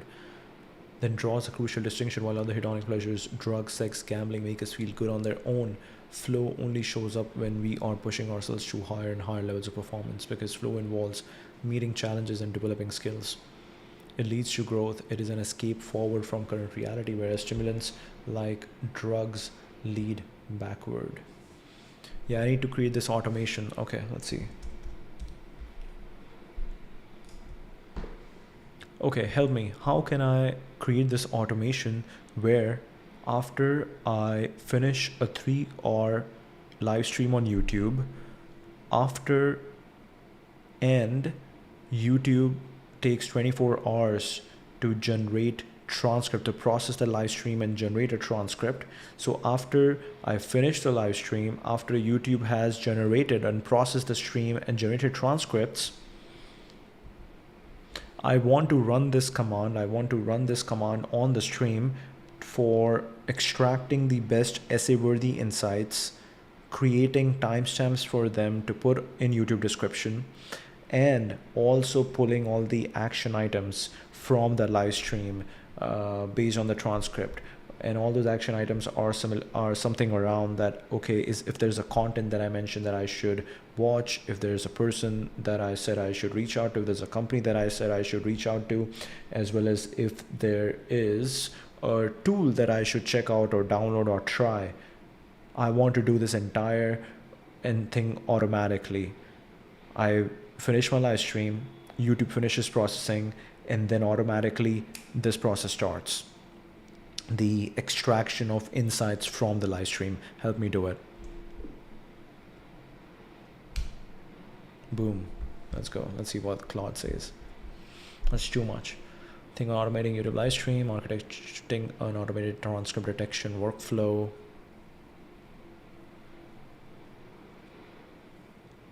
Yeah, sometimes you think that your thing is so complicated, but hey, we got to do it. It's a great automation, Prashant. Let me build you a complete pipeline, a Python tool that polls YouTube for the transcript, then uses Claude to extract insights, timestamps, and action items automatically. Let me set it up. It would be cool that if you just if Claude just sends me all this data finally, and I can just look into it. Okay, let's let it, now that we have let Claude do it, we'll keep continuing over here. I can look into that later on. This is very interesting. Flow as forward escape. Claude then draws the crucial distinction: while other hedonic pleasures, drugs, sex, gambling make us feel good on their own, flow only shows up when we are pushing ourselves to higher and higher levels of performance. Because flow involves meeting challenges and developing skills. Csikszentmihalyi explains this leads to growth. It is an escape forward from current reality. Actually, let me see. Can Claude run that entire thing? Let's see. So we'll go open YouTube. I'm not sure if YouTube will give access to Claude. I'm not sure. So I think we gave day 21. So we'll give day 20. Okay. Day 16 we went really a long time. So let's see. I'll give one to Claude. Let's see if Claude can read the stream. Read the stream content. This is very interesting. Let's go, Claude.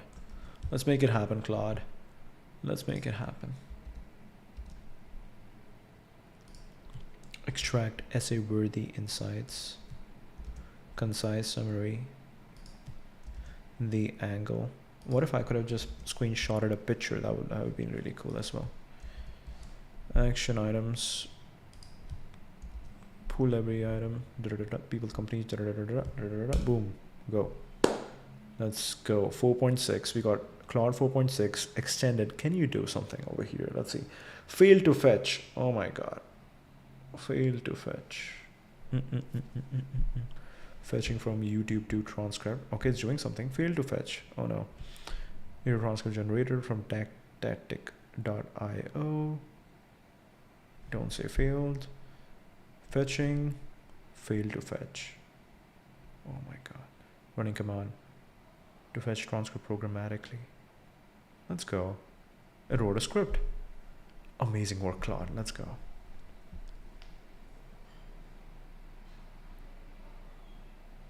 Fetching. Fail to fetch. Fetching page. Fail to fetch. Oh my god. Searching the web. Billion moonshots transcript. Okay. No, you won't find over here. Prashant Bagga. YouTube live stream. YouTube live 100 days cloud code 2025. Failed to fetch. Failed to fetch. KOLM.ai tools. Failed to fetch. Oh my god. Claude is doing a proper run. I hit a wall on this one. Here's what happened. YouTube is blocked in my browser environment, so I can fetch the video page directly. Network is disabled for installing packages, so I can't use programmatically. Third-party transcript services on one client-side JavaScript, they don't have pre-indexed transcript I can fetch for this video ID. The video doesn't appear to be indexed anywhere I can reach. Quickest or paste the transcript directly into a chat. Go to YouTube video, click the three dots, show transcript, copy all, paste it here. I'll do both tasks immediately. Use a transcript tool, upload the txt. Okay, if you say so, we can do this. Day 16. Alright, Oh my god, look at the sun. we are So beautiful. live. Things are working. Let's go. Wow, beautiful. Beautiful. Look at the sun. Amazing work. So it said that go here, three dots, and then you just go Control A. Oh no. Show transcript.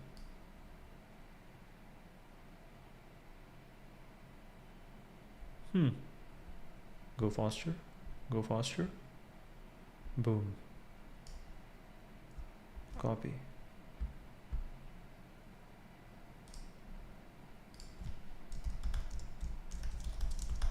Here's the transcript.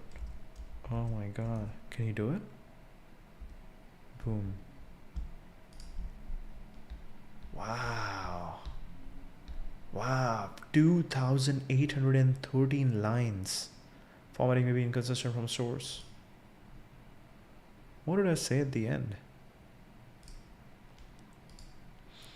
You really have to understand how to utilize power of the social network. So I think great idea to have physical place at the beginning. I just got here, you know, there's an hour ago when I arrived. It seemed like a hustling sort of place. Should go back to New York State. Seems optimistic.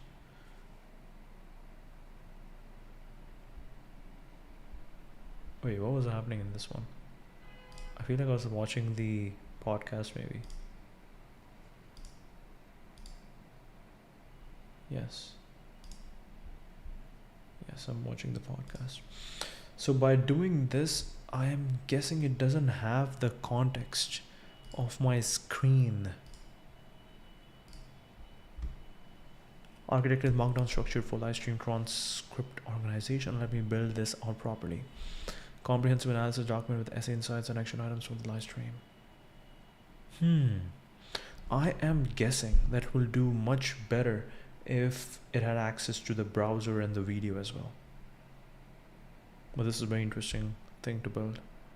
Okay, we'll come back. I wanna read this first. All right, this is amazing.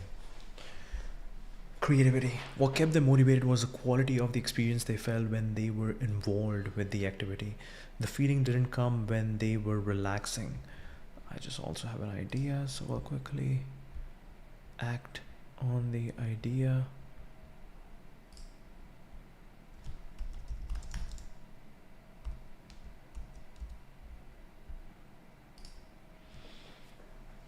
What kept them motivated was the quality of the experience they felt when they were involved with the activity. The feeling didn't come when they were relaxing, when they were taking drugs or alcohol, or when they were consuming the expensive privileges of wealth. Rather, it often involved painful, risky, difficult activities that stretched the person's capacity and involved an extreme element of novelty and discovery.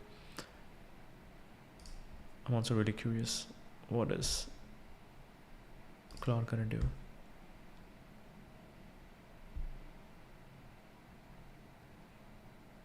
Oh my god, it did it.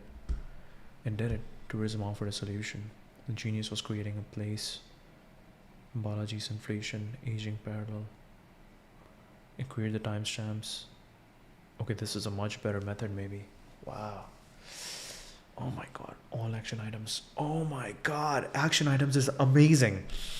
Action items is amazing because I am seeing so many things during these streams. It would be amazing to, yeah, this is crazy. This is crazy. This is crazy. To just get that, this is crazy. Research, investigate, biology geopolitical framework, Da Vinci's true level city, star-based Texas Incorporation, injecting life into people, artist mindset, operator mindset, Deaf Canada. Let me present the file to user. Oh my god. Can I check mark this? Wow.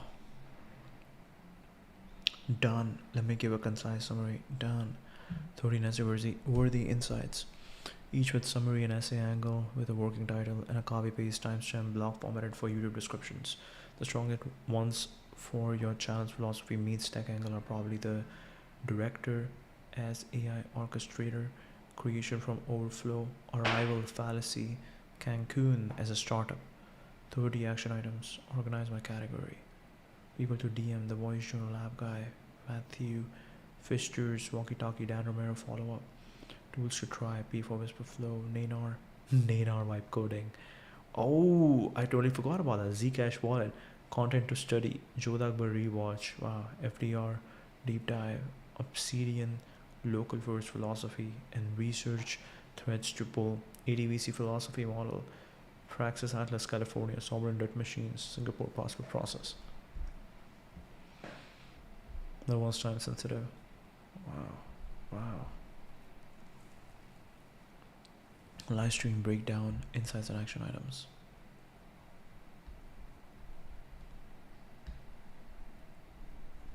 Wow. Now, is there a way that we can automate this entire process, that once I'm done with a live stream and then YouTube is done processing, where YouTube creates the transcript for the entire live stream, then you automatically just get the transcript from the YouTube live stream on my YouTube channel, and then you create this entire report automatically? Is there a way to do this entire end-to-end workflow?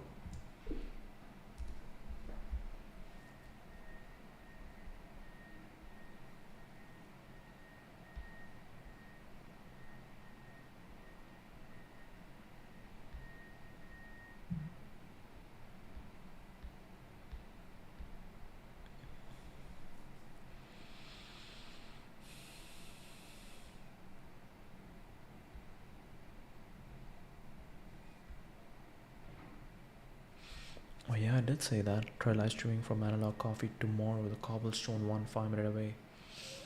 NFDR quotes, the code app, courage, momentum, mass therapy, furious coordination problem. I think I found also something very interesting, that the software that I use, the newsfeed eradicator software that I use, you can actually start uploading quotes to it, which is crazy, that how slowly things are coming together. This is very interesting. NFDR quotes to the quotes app. Post a Dan Romero question on Twitter for cost of your goal when you are 80s to look back. DM the voice notes journal app guy. Okay, so first one we'll do that. I haven't done that yet. Quotes app, we did that. This we did. DM the voice notes thing. Working on walkie-talkie app, going to send you the app to test. I did that. I tested the app as well. He mentioned he's building an iOS voice notes. Dan Romero, follow false equivalence. You want him to share his deeper take on crypto. Open source founder who laid off 30% of his engineering team. Potential referral amplification opportunity.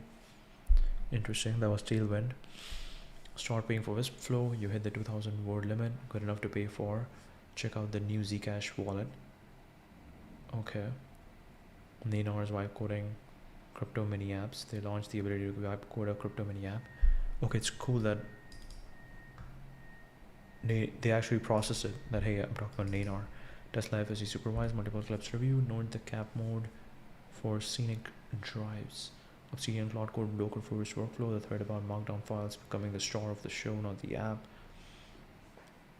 Tailwind, deep dive into utility for CSS element to your Cloud Code builds. Content to watch, read, study, Joe Akbar, rewatch, study specific scenes, Puja Thali, philosophy, Emperor switching between boy and ruler. Taylor Swift's The Tale of Ophelia. Wait, how can you get this wrong? The celebration of humanity, creative direction. Biology network state content. Singapore geopolitics framework. Extensive reading during the live stream. Ray Dalio's principle for dealing with the changing world order. Reference in the sovereign debt crisis section. Check your financial privilege.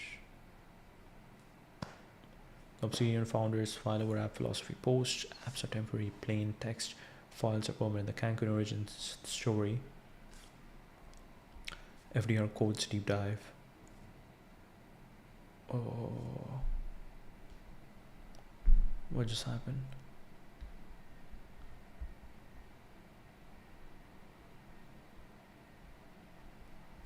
The core script. Pull a transcript from YouTube via YouTube transcript API, but scrapes the audio captions. No API key needed for this part. Sends it to Claude with the exact system prompt that produced the report you just saw, and saves a markdown report to reports. The automation layer polls your YouTube channel for new completed live streams, waits for YouTube to generate the transcript, then auto triggers, tracks what it's already processed so it doesn't reanalyze the same stream. You can run the watcher as a background process, a cron job, or a macOS launch agent. Paste the video ID after each stream. Start the watcher after you go live. Set and forget it. Cron launch runs watch by once every 30 minutes. Setup is about 5 minutes. Pip install all requirements, and you are running. The YouTube data API key is only needed if you want the auto detect latest stream feature. Otherwise you can just pass video IDs directly. The system prompt is fully customizable if you want to tweak the outperformance over time. This is really cool. This is really cool. Wow. Claude is crazy. Okay. Make us feel good on their own. Flow only shows up when we are pushing ourselves too hard. I think, yeah, I have to also slowly understand that which is a better method. I think just the stream might not be a great method. What I will actually do is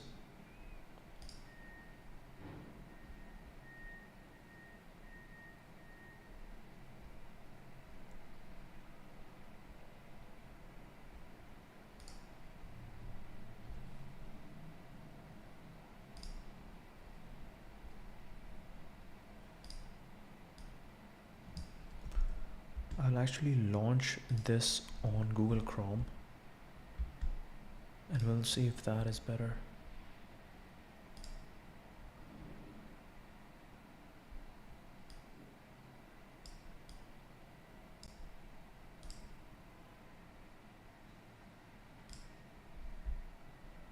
Définez pas défaut. So right now I am on Google Chrome, and it is very slow. I think I know why it is slow, because we are using too much. We are using too much of it.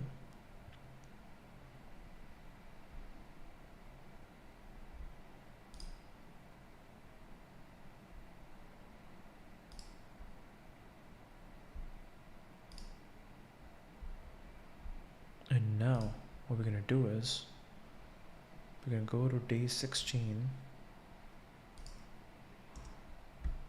We're gonna turn on Claude Code in the sidebar.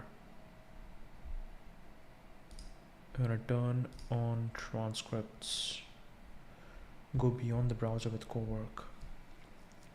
Work in your folders, not just on your browser tabs. Don't research into reports, pull together files, or prep your next deck. Where's your to-do list? Try on desktop. I do have it. I need to start understanding it. Okay, here it is. Here it is. Essay worthy insight. concise summary. Number 2 is action items. Boom, go. Let's see what can you do now. Opus 4.6 is here, a powerful model. So here's the Claude's plan. Open YouTube video transcript from the current tab. Read through the full transcript text to extract insights and action items. Compile essay-worthy insights with summaries, essay angles, and timestamps. Approve plan. So it's not actually watching the video. It's not actually watching the video. It can watch it. It can watch the video. It's easier to process the transcript than to process the video.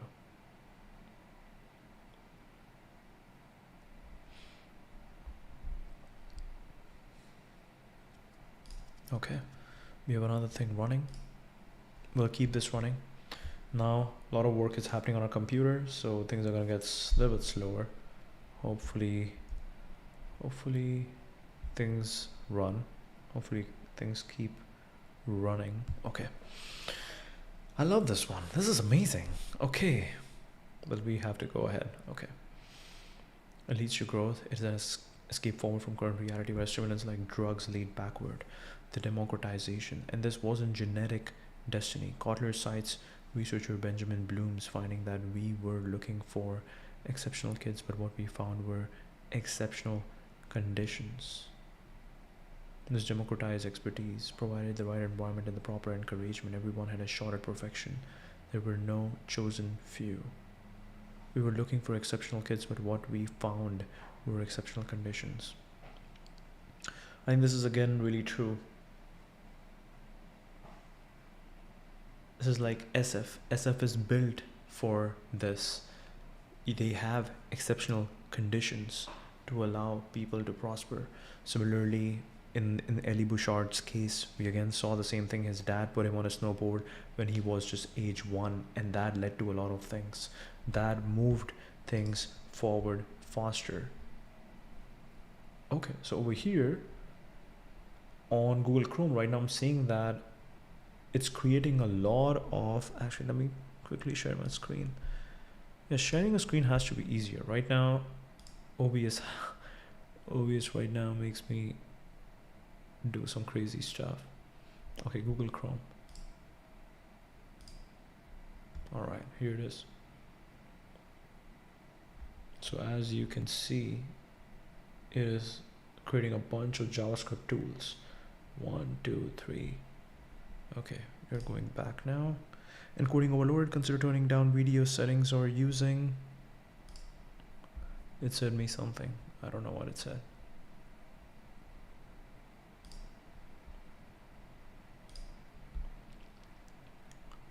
All right, encoding is overloaded. A faster encoding preset, or using a faster encoding preset. Okay, got it. Kotler cites Benjamin Bloom's finding that we were looking for exceptional kids, but what we found were exceptional conditions. This democratized expertise provided the right environment and the proper encouragement. Everyone had a shot at perfection. There were no chosen few. Pushes this all the way to its ultimate conclusion that flow isn't just a performance hack, but an answer to the deepest human question. Life is long and we are all scared. And in flow, at least for a little while, we are not.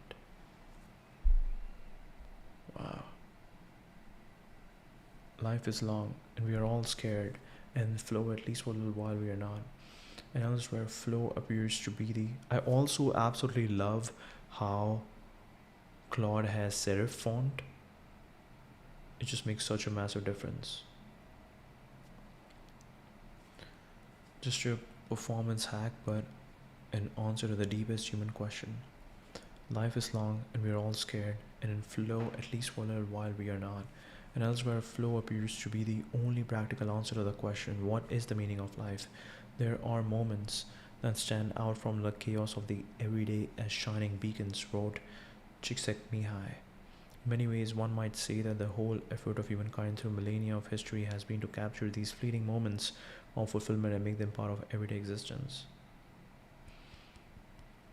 and everywhere flow appears to be the only practical answer to the question, what is the meaning of life? There are moments that stand out from the chaos of the everyday as shining beacons. In many ways, one might say that the whole effort of humankind through millennia of history has been to capture these fleeting moments of fulfillment and make them part of everyday existence. There's an interesting tension here with your philosophical instruments work. Kotler and Csikszentmihalyi essentially saying meaning comes from doing, stretching capacity, novelty.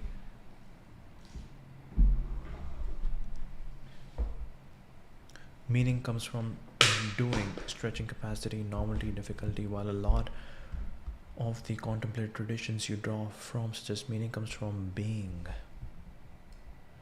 Doing, and that's it. That's the state where doing and being comes together.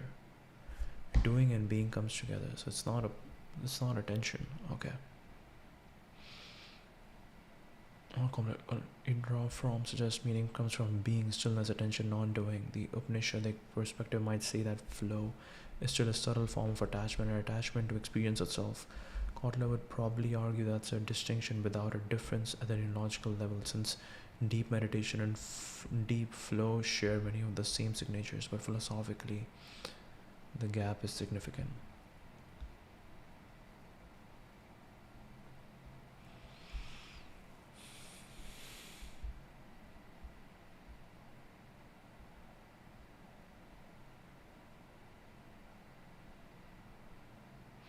The gap is significant. What do you mean, Americans? What is happening? What is happening on the world? What are they doing? Broader global picture.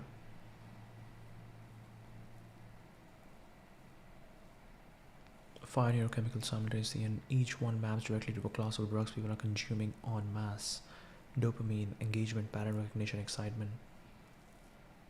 Cocaine, which releases dopamine and then blocks its reuptake. Norepinephrine. Focus, arousal, energy. The target of ADHD stimulants and tobacco. If dopamine's drug analog is cocaine, norepinephrine's is speed.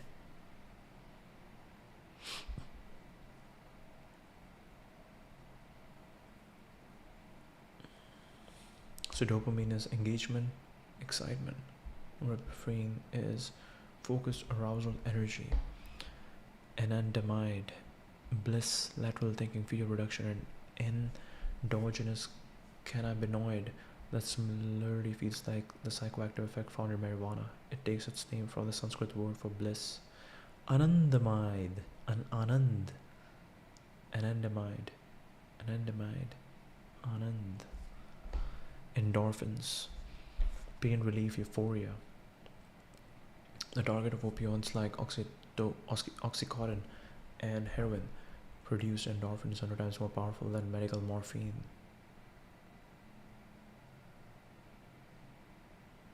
Serotonin, mood regulation, coping, the afterglow.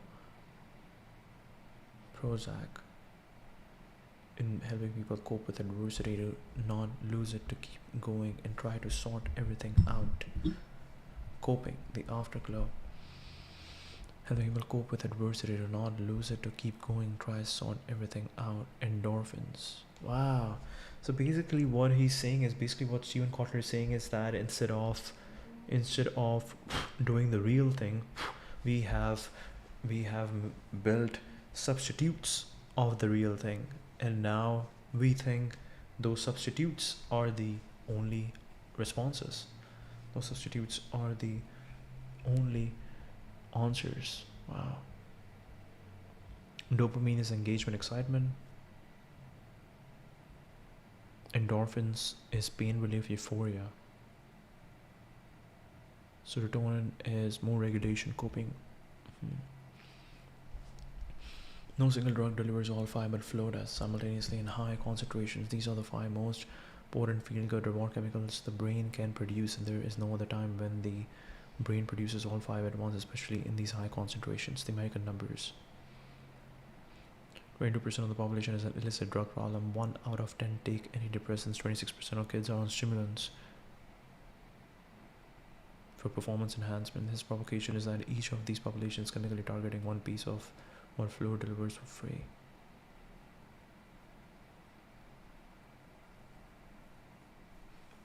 Opioid and wall overdose deaths rose from 49 to 81. Drug overdose deaths involving psychostimulants rose from 5 to 34. Cocaine involved deaths rose 85%. Overdose deaths involving antidepressants daily rose from 1.7 to 5.8. This is global. The number of people who use drugs has risen to 292 million worldwide in 2022, 20% increase over 10 years. Remains the most widely used drug, followed by opioids, amphetamines, cocaine. Estimated 64 million people suffer from drug use challenges in 2023, 13% higher than 2013. Attributed to drug-related causes. The crisis has distinct regional flavors: North Africa, West Africa, Near Middle East, Southwest Asia, are driven by use of synthetic opioid tramadol. The rate of drug-related deaths remained 4.2 times higher. Canada reported fentanyl responsible for 75%, seeing a methamphetamine explosion. Seized in the Golden Triangle. Antidepressant uses climbing across the developed world. Among OECD countries, Iceland, Portugal, and Canada were the biggest consumers of antidepressants, not the US. Perhaps most damning, just 1 in 12 people with drug use dependence received any form of treatment. Just 1 in 12 people with drug use dependence received any form of treatment. The deeper argument, what makes Kotler's framing provocative, isn't the correlation, it's the direction of causation he implies. He's not saying drugs are bad, he's saying modern life has systematically stripped away the conditions that produce flow. Clear goals, immediate feedback. Clear goals, immediate feedback, challenge skills, balance, deep focus without interruption, physical risk, novelty. Physical risk, clear goals, immediate feedback, challenge skills, balance, deep focus without interruption, physical risk, novelty. When the natural pathway to these neurochemicals is blocked by cubicle forms, by distraction economies, by risk-averse cultures, by the abandonment of play, people reach for the synthetic substitutes. Each drug is essentially a prosthetic for a missing piece of flow. It's a structural argument about civilization.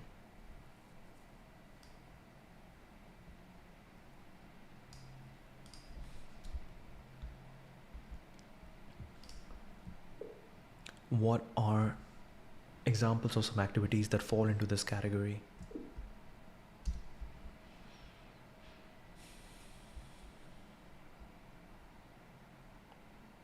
Each drug is essentially a prosthetic for a missing piece of the flow. It's a structural argument about civilization, not a moral argument about individual choices. What you see globally, the countries with the highest substance abuse tend to be the ones where meaning, autonomy, challenging engagement have been most hollowed out by economic and cultural forces. Economic and cultural forces. Wow.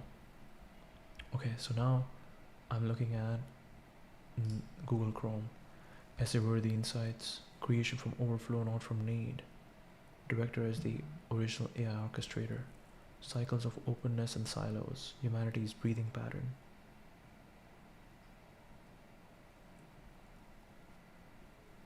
Ideal series prototype from network states.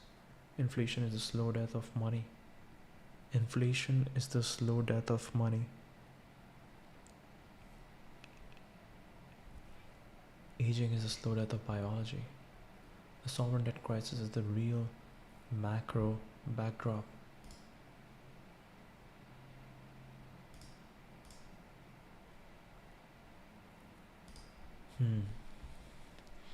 Cancun is a masterclass in engineered demand.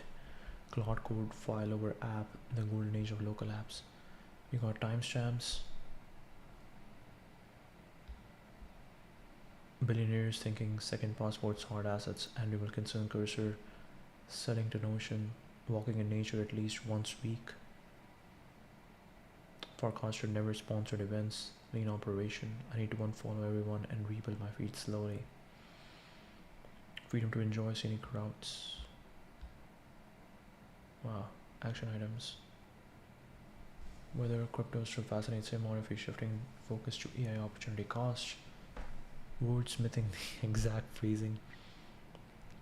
Studying the city, being more aesthetic, comparing the network school potential for deeper engagement, biology, with content on sovereign death, network states, you're consuming and annotating his work live.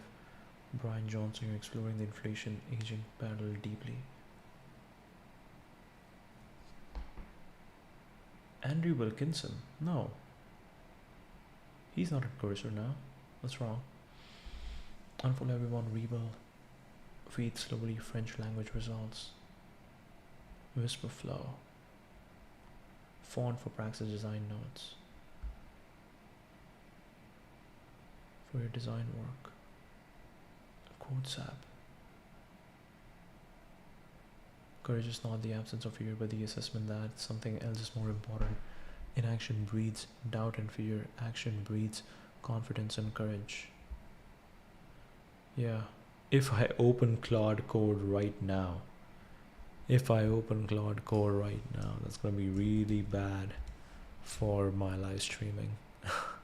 So what we're gonna do is we're gonna open the Codes app from here. Noise.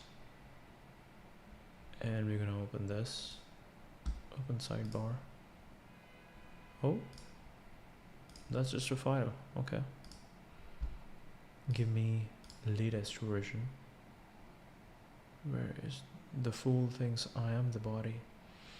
The intelligent man thinks I'm an individual soul united with the body. The wise man, in the greatness of his knowledge, knows the true self as neither.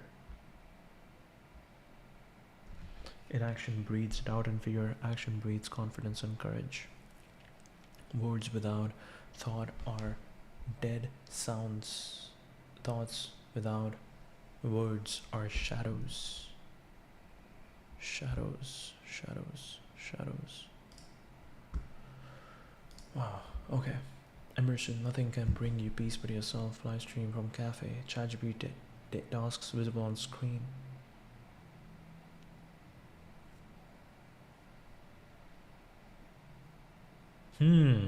So it is taking video into consideration as well. Very smart. Content to watch, read, listen to, Data Swift. And Claude is much faster at doing this, so it's very interesting. This is very interesting.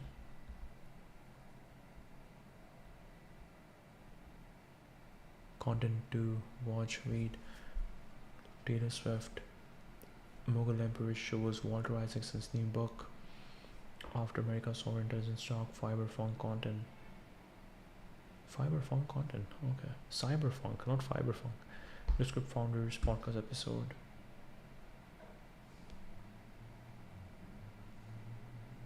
Forecaster pitch deck. Startup founder venting episode. Tools to try, WisprFlow, Claude Code.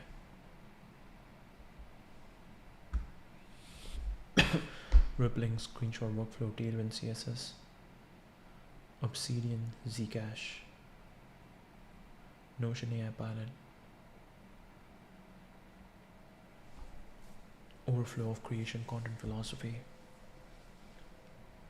Momentum is therapy. You repeated this phrase 3 times. Action is the antidote to doubt and fear. Second passport is better than the first. Home. Easier to build Netflix than reform Blockbuster. Single point of failure. Tech must decentralize out of barrier could be an essay framing. The body as appreciating capital. Brian Johnson's frame. Flip the depreciating asset assumption. This was very cool.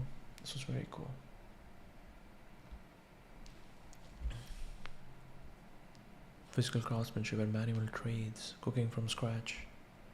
Full sensory engagement, immediate feedback, smell, taste, texture, clear goals, time pressure, physical risk, novelty. Replaced by meal kits, delivery apps, microwaves, each one removing a flow trigger. Navigation and wayfinding, before GPS getting somewhere in unfamiliar demanded deep environmental awareness, pattern recognition, risk assessment, real-time problem solving. Unstructured outdoor play for children. Climbing trees, building forts, rough housing, exploring creeks, Systematic replace this with supervised schedule risk eliminated activities. Natural flow pathways have been blocked, partly because the prefrontal cortex is still developing. Transient hypofrontality comes from naturally hunting, fishing, for foraging. Activities human neurology was designed for tracking an animal involves extreme pattern recognition, environmental novelty, physical risk, immediate feedback, total immersion, clear goals, the challenge skills ratio is inherently dynamic. This is why Kotler focuses so heavily on action sports. Athletes, surfing, climbing, skiing are modern proxies for those ancestral activities, and they produce flow more reliably than almost anything else. A musical instrument, improvisation, progressive challenge, deep embodiment, social flow while playing with others. How many people have stopped playing guitar, writing poetry, or painting watercolors because they don't fit into culturally acceptable categories like career or children? Martial arts, combat sports, contact sports. It cannot be elsewhere when someone is trying to take you down. Rugby, boxing, wrestling, jiu-jitsu. All flow triggers into a single activity. The challenge skills ratio is automatically calibrated by your opponent. Deep conversation and storytelling. Fire, telling stories, debating, improvising. Group flow depends on shared risk, clear goals, immediate feedback, audience's reaction, and novelty. You never know where it's going. This has been replaced by passive content consumption. Scrolling feeds, watching shows delivers dopamine hits without any of the other 4 neurochemicals. Gardening and small scale farming. Environmental novelty, clear goals, long feedback loops punctuated by immediate ones. Physical engagement and genuine stakes. If you feel you don't eat, the complete opposite of buying produce at a grocery store. Writing by hand, drawing, calligraphy, deep embodiment, immediate visual feedback, progressive challenges, sensory richness. Typing on a keyboard removes most of the flow triggers that handwriting provides. Yes, exactly. Writing by hand. This is why we love writing by hand. Calligraphy. Okay, I just have to write something just so that Kelly.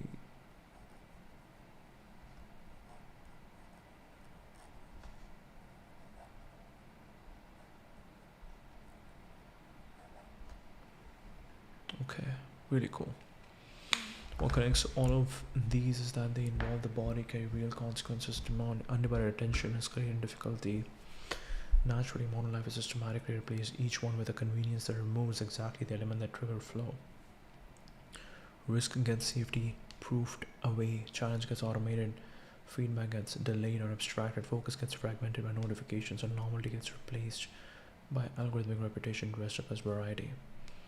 The cruel irony is that each improvement, GPS food delivery, open plan offices, helicopter parenting, passive entertainment, was designed to make life easier, but easier is the opposite of what the brain needs to enter flow. Strip that away and people reach for the chemical substitute. This is essentially what your philosophical instruments are doing from the other direction. They are reintroducing challenge, discomfort, confrontation, genuine stakes into digital experiences. The Fear Cartography Project. These force the kind of self-confrontation that demands full attention, carries real psychological risk. Woodworking, blacksmithing, pottery, weaving. These hit almost every flow trigger. Clear goals, immediate feedback. You can see and feel whether the joint fits. Challenge, skills, balance. Each project pushes you slightly beyond your current ability. Deep focus. You can scroll your phone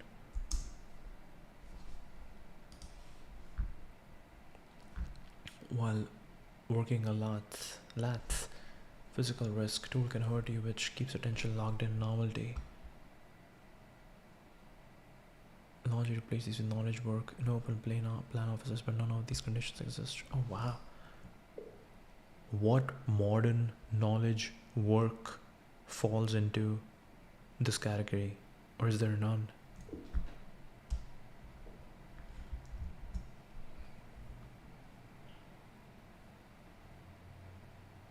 More nuanced than none.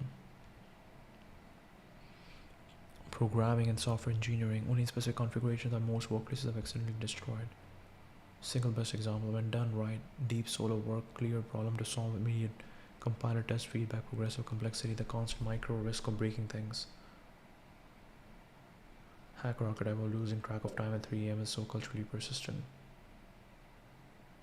Craftspersons, you write code, you run it, it works or doesn't. The challenge skills ratio naturally escalates as code bases grow more complex.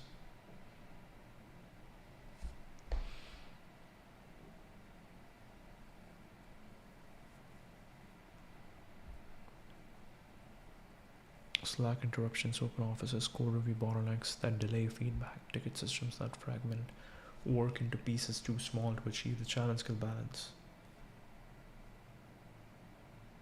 Surgery, emergency medicine, trial lawyers in courtroom settings, trading done manually, not algorithmically.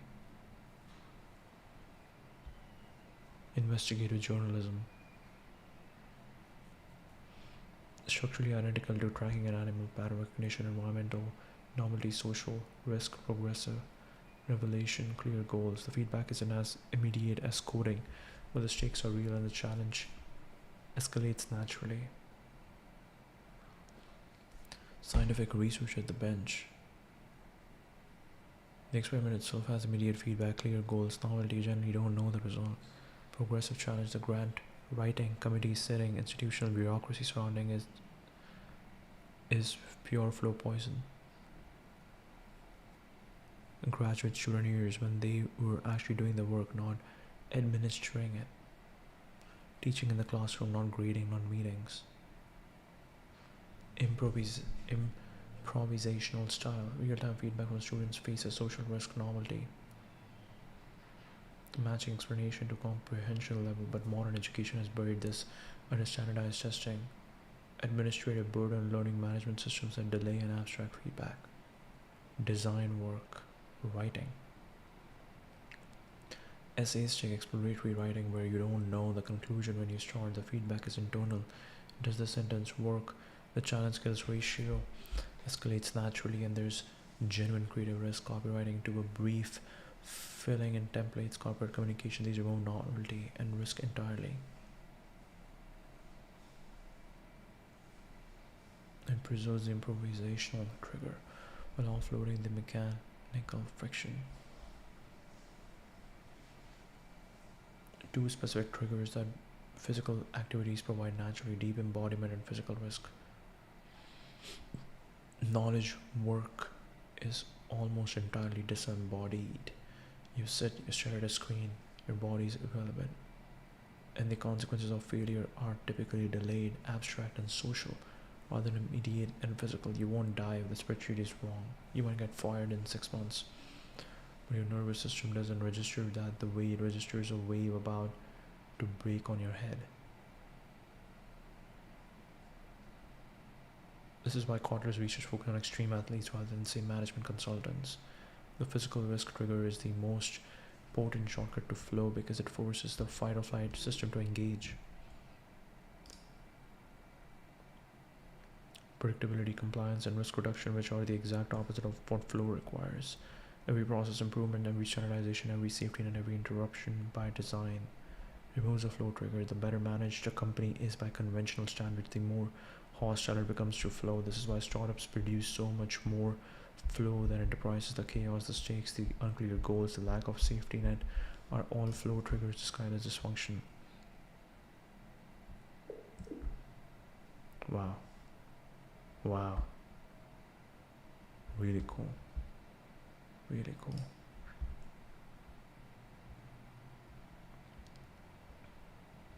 The timestamps are also really good over here. Going live, overflow of creation, WisprFlow hitting limits considering paid plan. Movies are the ultimate multi-agent creative endeavor. Directors as the original AI orchestrators. Mughal Emperor scene. How did emperors spend their time? Studying historical routines. Ooh, that's pretty cool. Looks like every 2 seconds I need to unfollow everyone, rebuild my feed slowly. Plot code bounty attempt for forecaster. you want to leave a gift for humanity? Key question at 80 biggest impact, crypto or AI? Tech is the weaker tribe in California, largely immigrants on visa. Empathy for the disrupted. America was built on existing failing states.